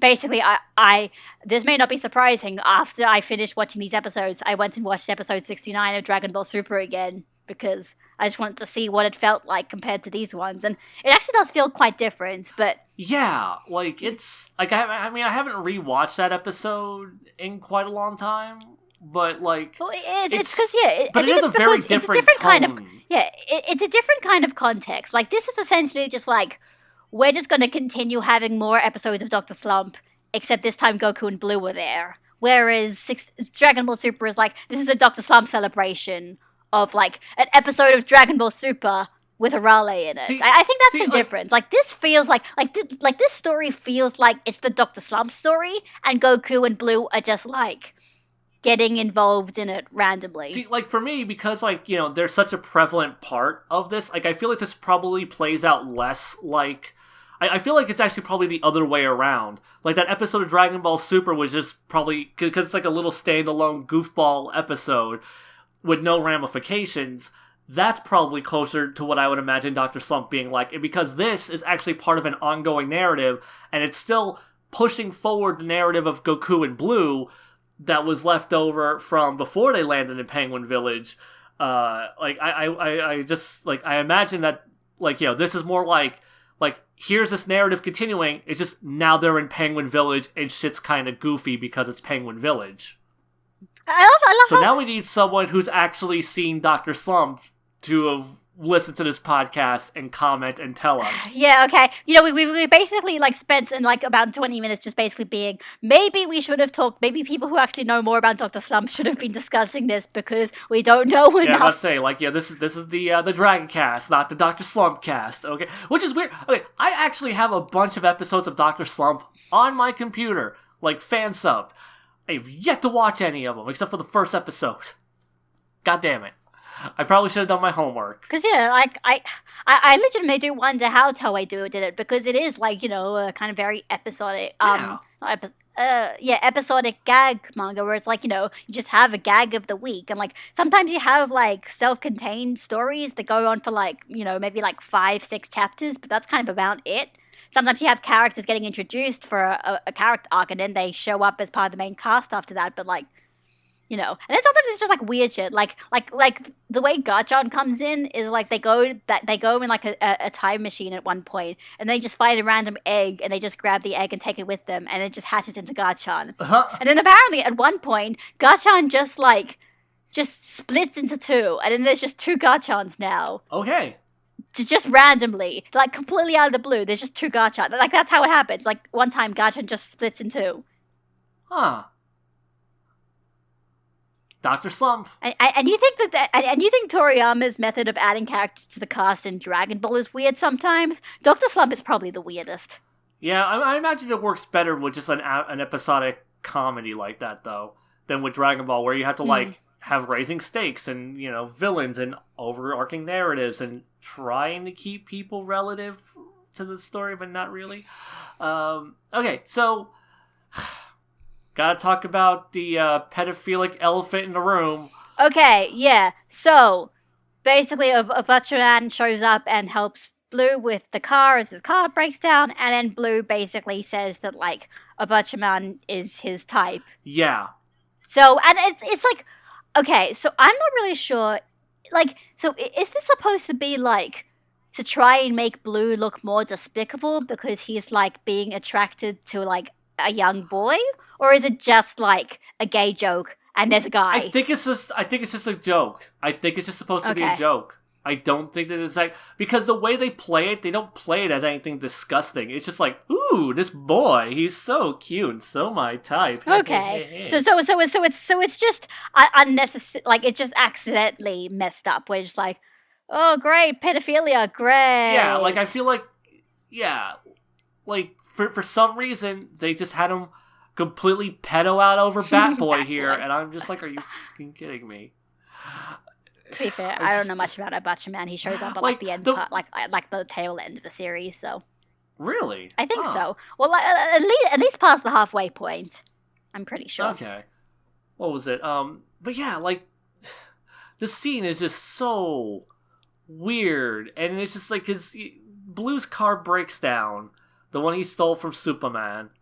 And, you know, Obacha Man is just like, I'll fix it. And while he's working on it, Blue is just like, he's my type.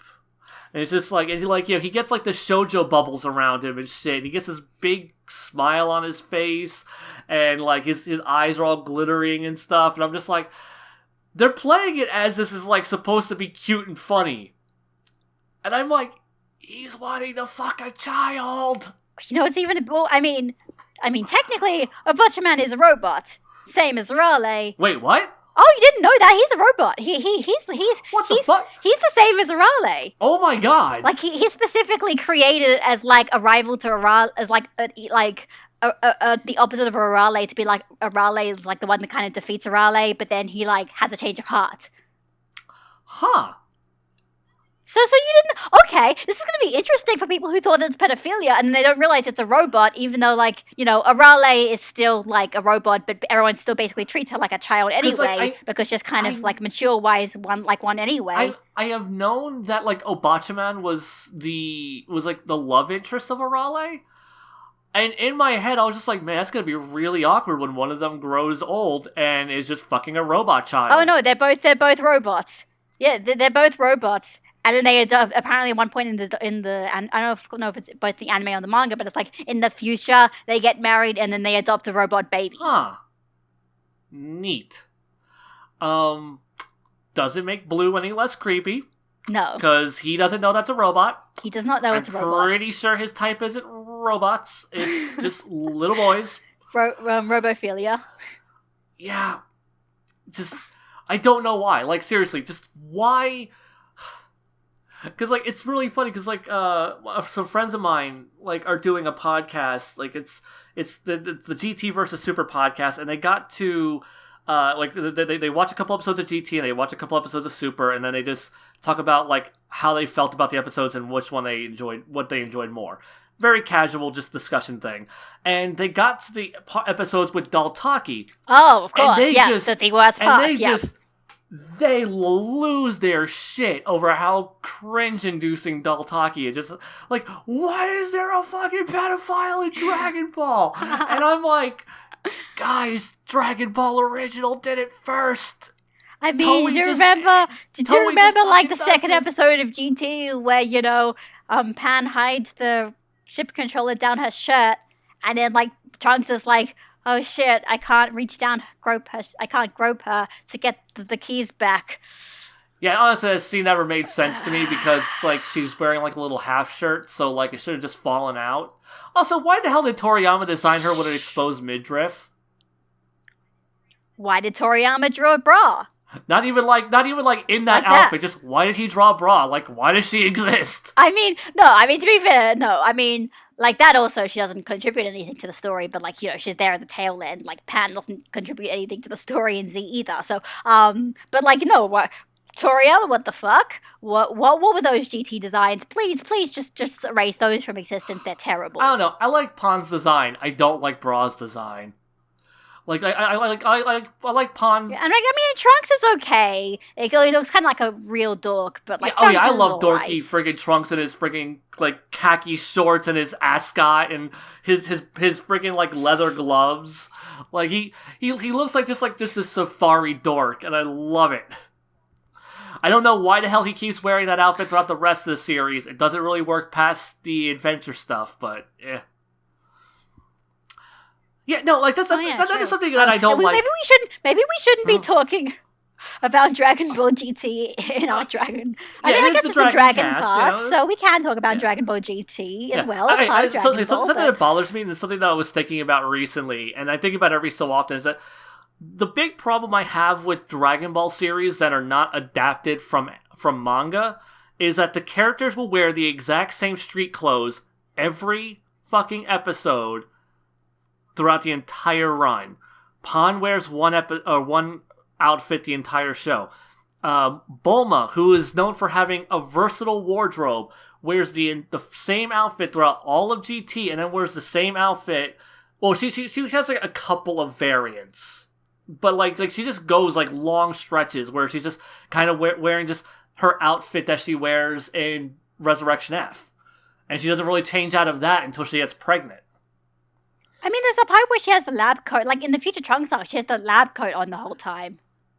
True, but isn't she still wearing the exact same outfit underneath that lab coat? Is it still just like the denim jeans and like the ascot? Like, I can't remember now. So yeah, it's just No, she has like a. I mean, there's like that one time where she has the mechanic gear on. Okay, yeah. And I mean, like, okay, GT does, like, actually do give Bulma, like, a mechanic's outfit, like, when she's working on the ship, where she's, like, wearing glasses, and she's wearing, like, a t-shirt and sweatpants. She's wearing something different. She's got a green shirt on in the lab coat. Oh, okay. Alright. So, like, yeah, it's just, like, I don't know, I just think about, like, the characters just kind of, like, Gohan's always kind of wearing, like, the same outfits, and, because, like, you look at, like, the end of Z chapter, like, yeah, those last couple of chapters, and, oh, you sent me, like, a thingy. Is it oh, yeah, okay, you're right, she's wearing a green undershirt. Okay. Yeah, that's what I get for having not watched those episodes in a very long time.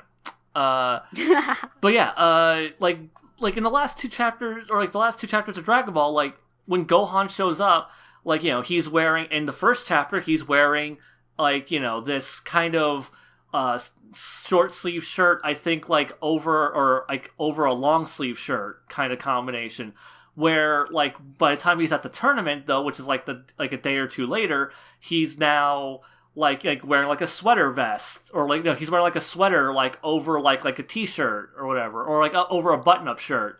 Oh, I think one of the best examples as well is like Gohan in high school, where like every day in high school he's wearing something slightly different. He's wearing a different outfit, because that makes sense. If you don't have a school uniform, of course you're going to wear something different every day in school. Yeah, like it's just little things like that are in the manga. Like when characters are wearing street clothes, they're always wearing different street clothes. Toriyama always designs something different for them.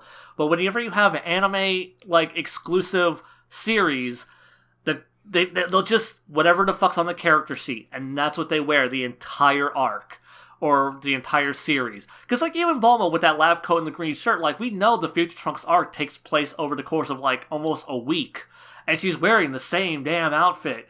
So even though it's, like, yeah, it's different from what she was wearing in the previous arc, she's still wearing, like, that one outfit the entire time. Where, like, I feel like if Toriyama were doing the manga, he would have given her a different outfit every single day that had passed. Anyhow, enough about Dragon Ball fashion. Let's get back to pedophilia and Blue. What else? So what else haven't we said yet? Okay, because there's actually still a good bit more to talk about in this episode. It's all redundant stuff. Blue fucking, like, his car, like, he gets pulled over by the cops, and he punches, like, he basically just Street Fighter 2's his car that Obachaman fixed, and then steals the cop car. And it was around this point that I actually took a note that Blue can't kill these guys, which was me acknowledging, yeah, Blue doesn't kill anybody, which I'd already discussed, because it was at this point in the episode where I'm like, he hasn't killed anybody. And then Blue, or Arale crashes into Blue, sending Blue off into who the fuck knows where. Goku's trying to find Blue. He meets a whole bunch of people, like, he has like a montage of meeting Dr. Slump characters. Then goes, the Dragon Radar. He has a Dragon Ball. I'll just look at that. Oh, it's broken. Which then leads us to... Convenient. Which then finally leads us to Goku getting to Senbei Norimaki and meeting him for the first time. And, Senbei acknowledging a teenage girl made this? There's a teenage girl who's smarter than I am? What the fuck? And that's pretty much the note that we end this episode on. Is the Dragon Radar's broken? Was Blue there? I don't remember. I didn't take a note for that. Was Blue at Senbei's house? No, I think he was on the way. He was on the way, I think. Okay, so yeah, Blue is on the way. The Dragon Radar is broken, and Senbei Norimaki has acknowledged that his gag manga logic pales in comparison to the brilliance of a 16-year-old girl. Oh my god, we're done talking about this. Finally. Oh, yeah, this was a slog. Okay, this is where, like I said, I have to just concede. I have to concede and be like, okay, I stopped enjoying this for a while. Like, it was just for fuck's sake end with the pirate cave stuff, and... yeah, it was not a fun time. Like, where I'm just like, and then there's the whole stupid shit with the rope. That was dumb, and it goes on for way too damn long. Fucking rope. It's just fucking rope. This fucking rope. Hashtag this fucking rope. Jesus Christ. So yeah, so like that's a huge fucking slog because that goes on for like almost an episode. And then, there's a lot of kind of meandering filler in the Dr. Slump stuff where it's just like it's a lot of repetition, it's a lot of just Blue steals a car, then Blue Blue steals a car, and then the car breaks down, and Obachiman fixes the car, and then Blue breaks the car again, and then he steals a cop car, and then Arale just runs into the fucking car and sends it into the horizon, and so that car's fucking wrecked too, and it's just like, what's the point? Like, what's the point to all of this? That's the thing. Like, having a series of events is fine, but like, what's the point? Like, what do we learn from this?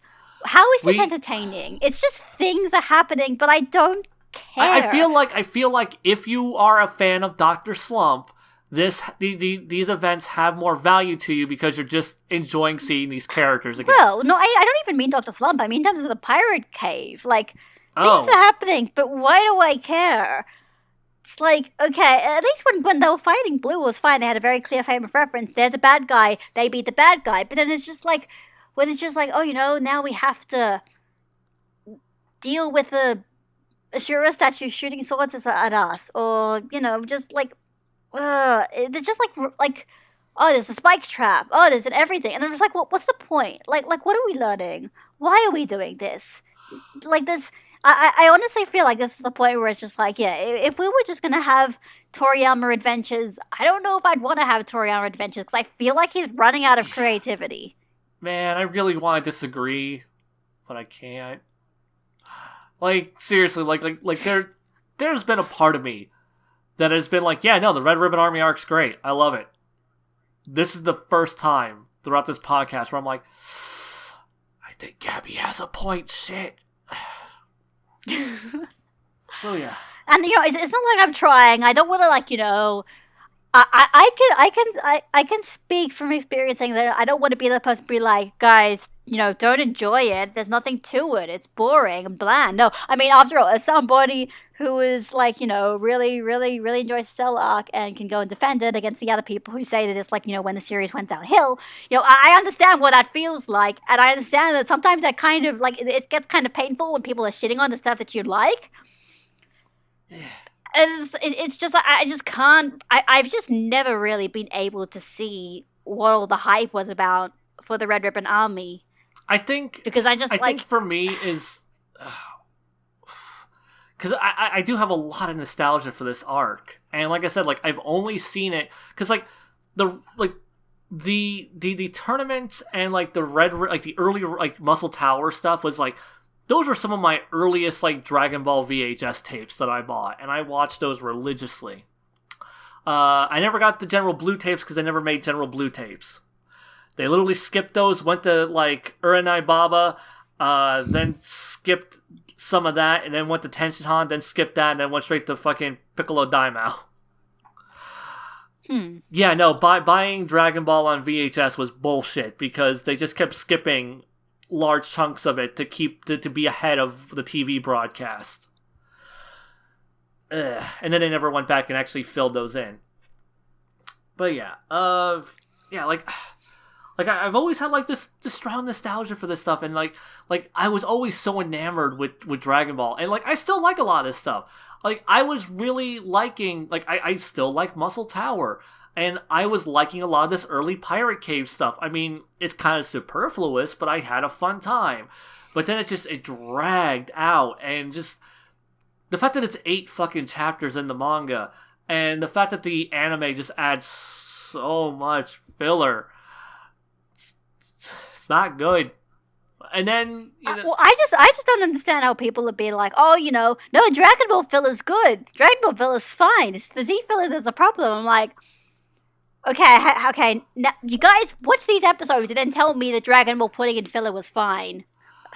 Okay. I have been making this argument throughout the entirety of this podcast up until this point. This is literally the one time where I've just, okay, fine, fuck it, you win. Like, this is one time in how many podcasts have we done now? A bunch. Oh, like 15 or something like that. Yeah. So this is like the 14. first time where like I have just straight up conceded and gone, okay, fine, this filler is garbage and I don't like it and it's been a miserable time.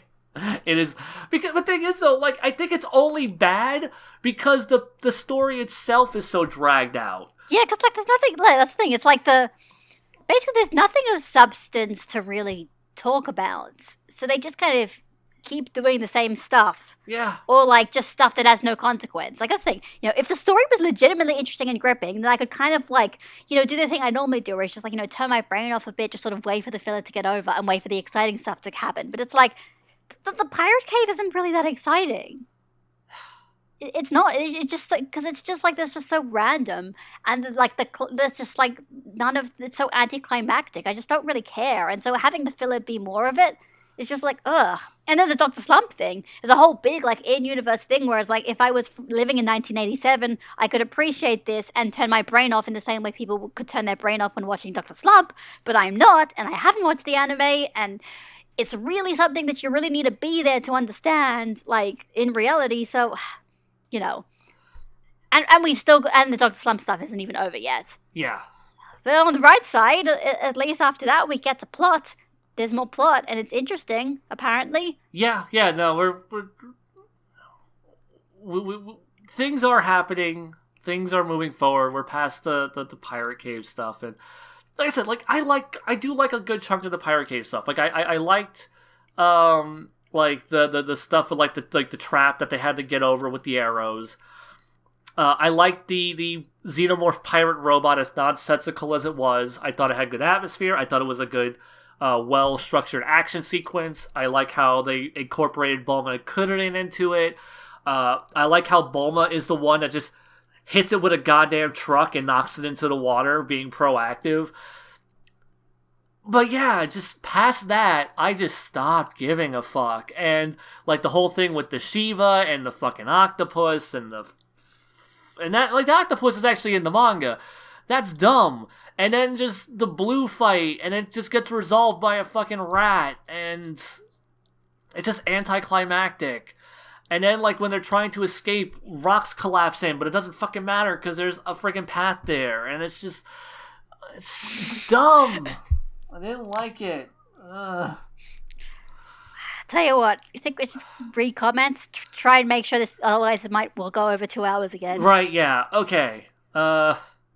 Okay, so the first one I want to read is DHammett11 says, "Oh, thank goodness, I was scared Zia was going to start all over from the beginning a third time." Like I said, the Red Ribbon Army arc is always when everybody seems to get stuck. And I think I know why. Like, that seems to be a thing, where it's just like, oh, I'm going to go through Dragon Ball. But then when they go through the Red Ribbon Army, they're like, oh, I have to manually make myself watch it now instead of just, like, passively accepting the story. Yeah, like I said, I've never had a problem with the Red Ribbon. I mean, like I said, this is only my third time watching it. Fair enough. I've watched it twice prior to this, and I have read it once. And yeah, it's just, like, this specific stretch, this is where, from, like, the last episode that we watched last podcast through, like, the first couple episodes here, and then just all the padding with Penguin Village, it's just, because I'm not a Dr. Slump fan, I'm not getting any value out of this, and it's just, oh, man. God damn. So, yeah.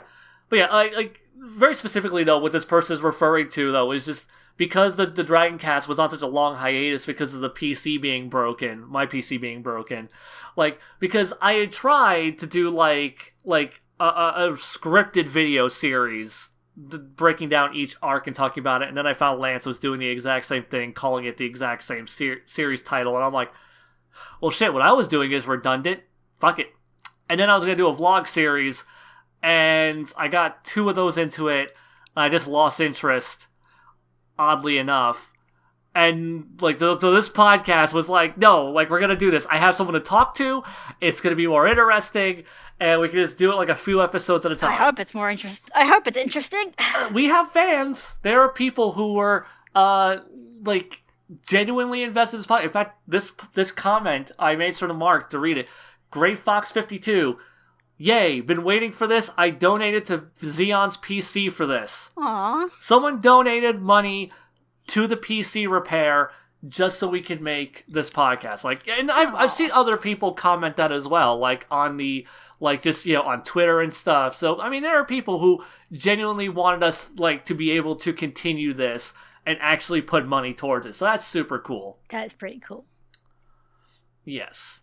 Let's see. Banana Tree 25. Let's see. On the cast members not meeting one another, did you ever realize that Chi-Chi doesn't meet Shenlong until the Boo arc?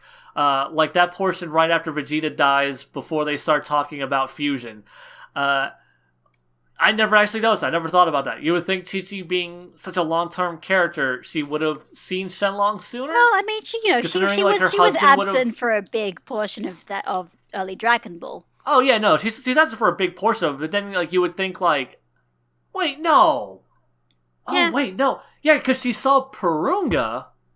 She saw the Namekian dragon before she saw the Earth dragon. And I mean, yeah, it seems like, as you're saying about Gohan and Krillin, yeah, Krillin would be the same for Gohan and Krillin. They would have met Purunga before Shenlong as well. Yeah. Huh. Yeah, no. Yeah, it's just... And then extra weird for Krillin, for how long he's already been in the story prior to that. Yeah, it is kind of weird to think that he's been in the story for so long and he just never saw Shenlong. And that Toriyama never acknowledges that it was his first time seeing Shenlong. Oh. Well, I mean, in like Chi-Chi and the Boo arc, I don't think anybody was really going to like... Right. Yeah. Stop the plot to mention, hey, you know, like out of like the 10 different Peanut Gallery members here, one of them hasn't seen Shenlong before. I mean, he kind of does that for like all these, because I mean, I've been noticing like he keeps a pretty good track of who hasn't met who. Like you know, like when Bulma meets Lunch well, yes, but for like, the first time, like he doesn't like verbally acknowledge it, but Lunch, like Bulma does have that kind of, at lunch. Like, she doesn't know who she is. I mean, also remember, this was like when there was far less cast members and Toriyama cared far more about the ones that even didn't matter. True. I mean, yeah, like the Boo arc is literally half the cast just sit around at Kami's place the entire time and don't do anything. Yeah. Also, and they're just chilling there. Yeah. Also, the last bit of their comment was, "Yay, it's back." It's one of those things that when listening to, again, makes you appreciate it all the more and realize how much you missed it. Aww. Thank you. Yeah, see, like, people care. Let's see, Alec Toledo, lol. It would be great to do that. Oh, God. Okay, so it took me a real second to realize what he was referring to. I remember this. That Blue and Piccolo had the same voice actor. And, is it...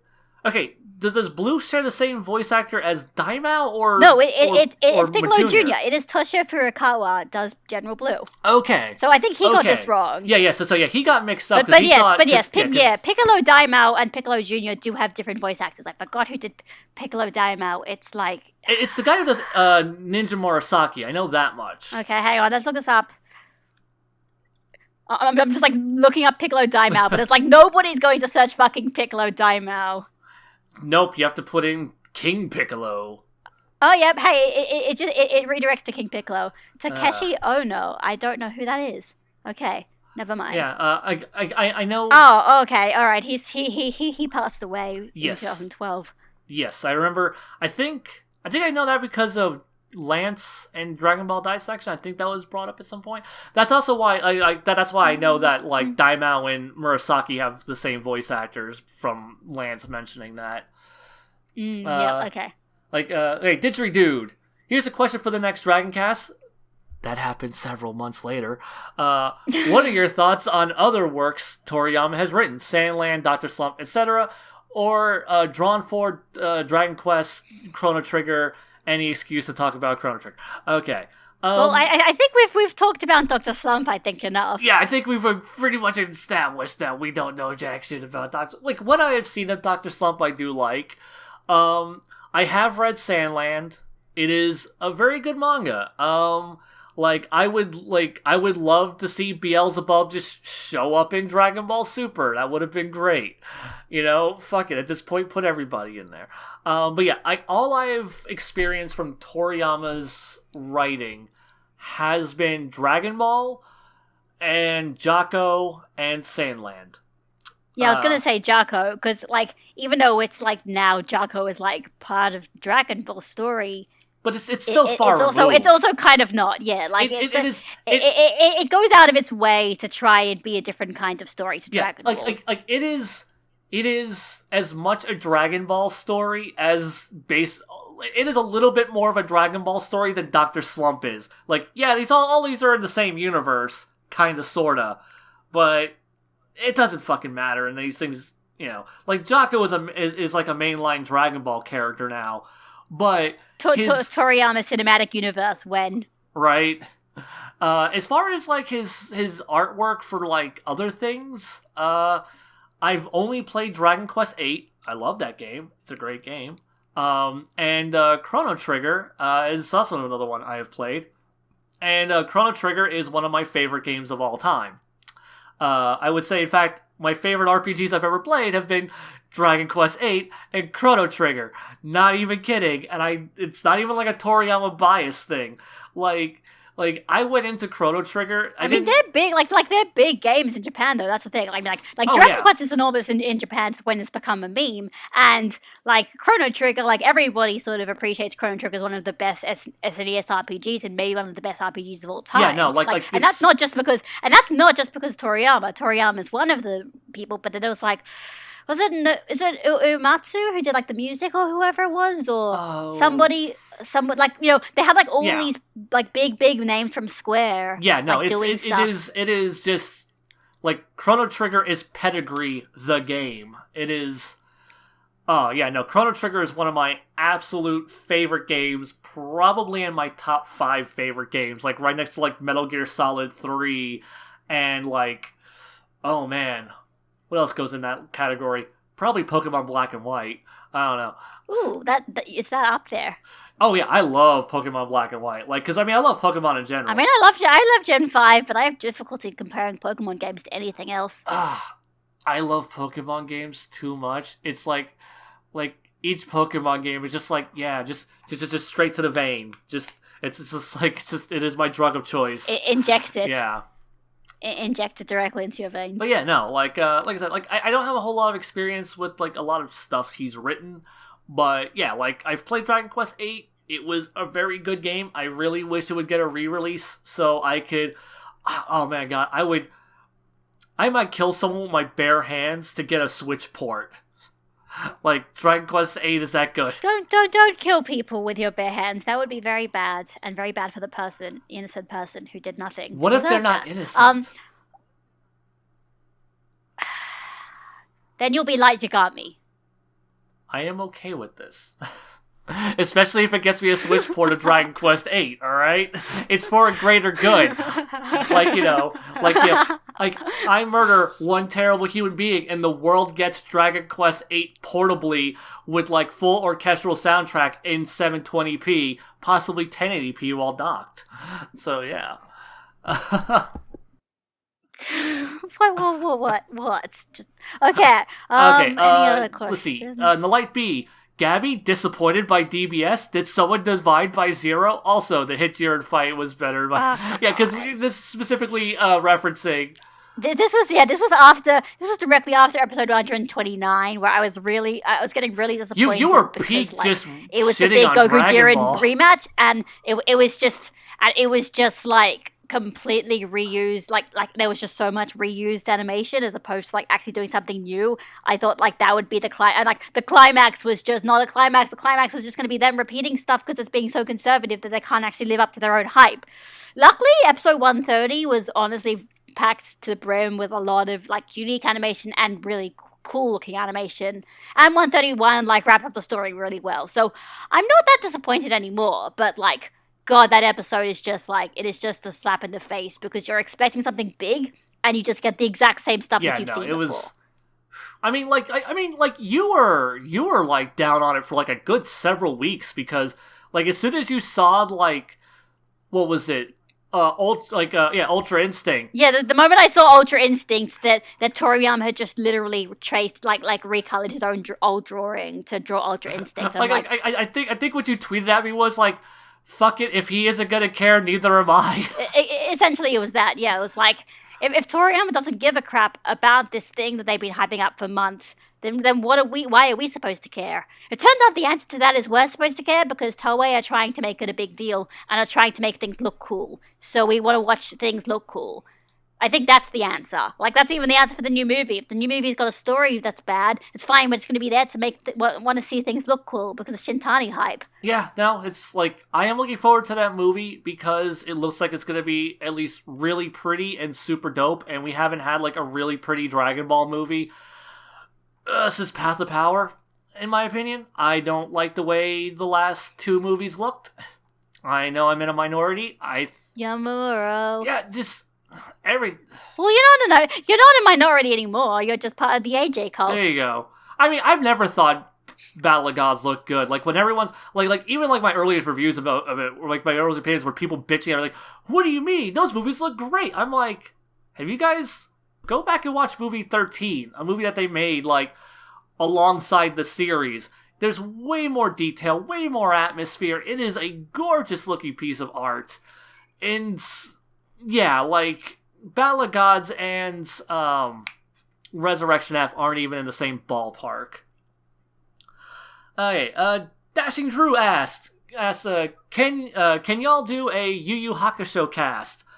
Maybe several years from now when the Dragon cast is done. Like, this is difficult enough to keep up with. It is, but I do admit, if I was going to do a podcast on anything else in this kind of format, Yu Yu Hakusho would probably be one of the things I'd be most interested in. Because I personally even enjoy Yu Yu Hakusho more than Hunter x Hunter. I feel like it just has more kind of heart to it. It's... I am going to agree. Like, I like Yu Yu Hakusho a fair amount more than I like Yu Yu Hakusho a fair amount more than than Hunter x Hunter. Just because, it's structured worse in places, and just the story, like, the world building isn't as intriguing, and it's not as well composed of a narrative, but just the characters and the feels and just the emotional high points of that series. It's just, that's what I care about, people. I care about that more than, like, I care way more about what a show makes me feel than, like, its technical proficiency. Like, why do you think I've been talking about Precure all the time? I mean, I am now learning what you like about Precure. Alright, and to wrap... Should we go to the Lance comments? Because the Lance comments are important. Because I've actually been going in order from the oldest comments to the newest, and Lance just now got around to it. Okay, so his is he left us three different sets of comments. So Lance wrote, "Well, it looks like despite what I said to you guys at KamehaCon, I had not listened to the most recent episode, fixing that now. Also, in regards to this exchange, there's a reason I asked you to do this with me," to which you replied, "because Lance was busy. I had to stop the playback because I was laughing too hard." That was really good. I'm not gonna lie. That was... like, what was it? Because I actually... I think before we did the last podcast we did, I went back and I re-listened to this one. Yeah, I re-listened to this one to see, like, where we were, like, you know, what we were talking about and stuff. Yeah. And, you know, for, like, the next podcast that we were going to do. And, like, you know, going back to that, I actually got blindsided by that same joke months later. Oh, gee, that's great. Yeah. I mean, it was a bit rude, to be honest, but oh well. It's like self-deprecating. It's like self-deprecation. I mean, really. Self-deprecating humor has always been my go-to, so I always appreciate it. Even though, like, I do think that you're a better compliment to this podcast than Lance would have been, because, like, I feel, like I said, Lance and I would agree way too much. And, fair enough. Like, yeah, so I feel like I get more of a different contrasting opinions. Also, Lance and I come from very, very similar places in the fandom. Like, we both got into Dragon Ball around the same time. We've both been watching it subs for a very long time. We both bought fan subs back in the day. So, yeah, like he and I come from very similar walks of Dragon Ball life, where, like, you know, you're much younger, you came much later in, you were introduced through DBZ Abridged, and you have a completely different outlook from what I do. So, like, the parts that you love the most are very different from the parts that I love the most. Though I'm really hoping that the Red Ribbon Army picks up because I don't want to have to admit that this arc is not good. Like I mean, you can just say it's better in the manga, but still, yeah, I don't know. I've been liking the anime more up until this point. This is so shitty. This sucks. I hate this. This is like this arc needs to pick the fuck up and be dope. Like Tao Pai Pai is around the corner, and that's gonna be dope. And Karin's gonna be dope. Tao is the savior we need. the murderous savior that we need. Yes. The assassin savior. He's going to save us by killing us. Well, I mean, I'm dead already. I died years ago. This is just my emotionless corpse. I mean, that likes to make hot takes about Dragon Ball to make me feel better about myself. I mean, I've been dead on the inside since my first existential crisis at age 15. So I don't know. All right, well, we're both dead. Okay, so next comment is about the whole thing with Taro Umigame's son. So it's a frankly bizarre and forced, in my opinion, reference to the Japanese folk tale of Urashima Taro, where the titular character saves a turtle and is taken to live in the Dragon Palace under the sea. If you guys had caught Derek Padula's panel at KamehaCon last Sunday, wow, that's when he commented about this. He made a quick reference to it, and I'm pretty sure I mentioned it when I covered it up on DVD TV. Sorry, I don't remember every finite point in your video series, your well-constructed, thought-out series on Dragon Ball. Okay. What I was going to say, I think I've heard of the tale of Urashima Taro, but I didn't realize it was a turtle. Okay.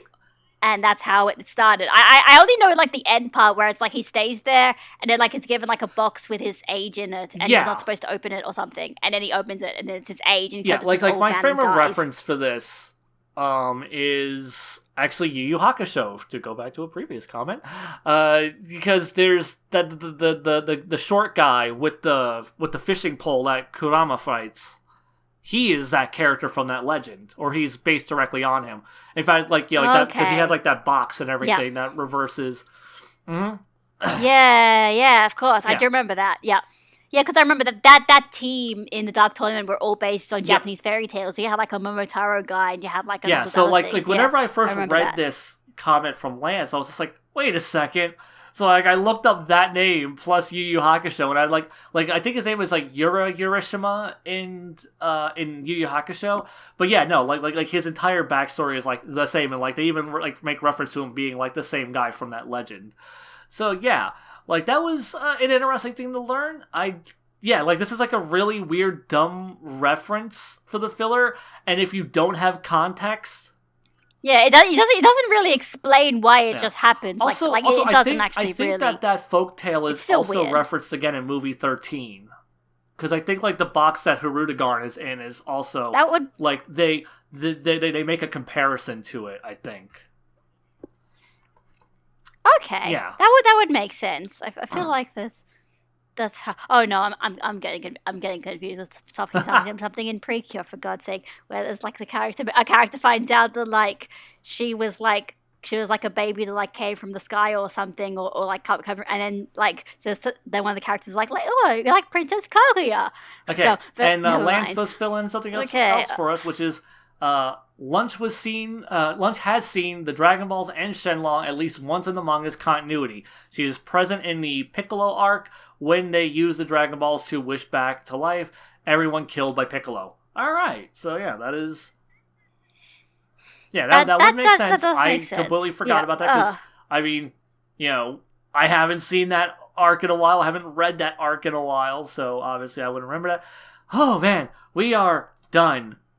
And we went over 2 hours. How did we get over? We got over 2 hours, even though it was like one episode, like nothing happens. How could we ever really do it? But it was like we just kept fixating on the we went on rope. Like a tirade about goddamn rope and filler being boring as shit in this segment, and really it was the goddamn rope. It's the fucking rope, and just and like how like the rat thing was not satisfying and. Yeah, it's all the rope's fault. Just blame the rope. Fuck the rope. Okay. Will we be back next week? I don't know. You'll have to check back on Gaby's channel next week. I don't know. Yeah, we'll see if there's a new Dragon Cast. And if it's not, don't kill me. I still have things to live for, even if I am dead inside. Well, at least one of us still does. Till next time, guys, Xeon out. Bye.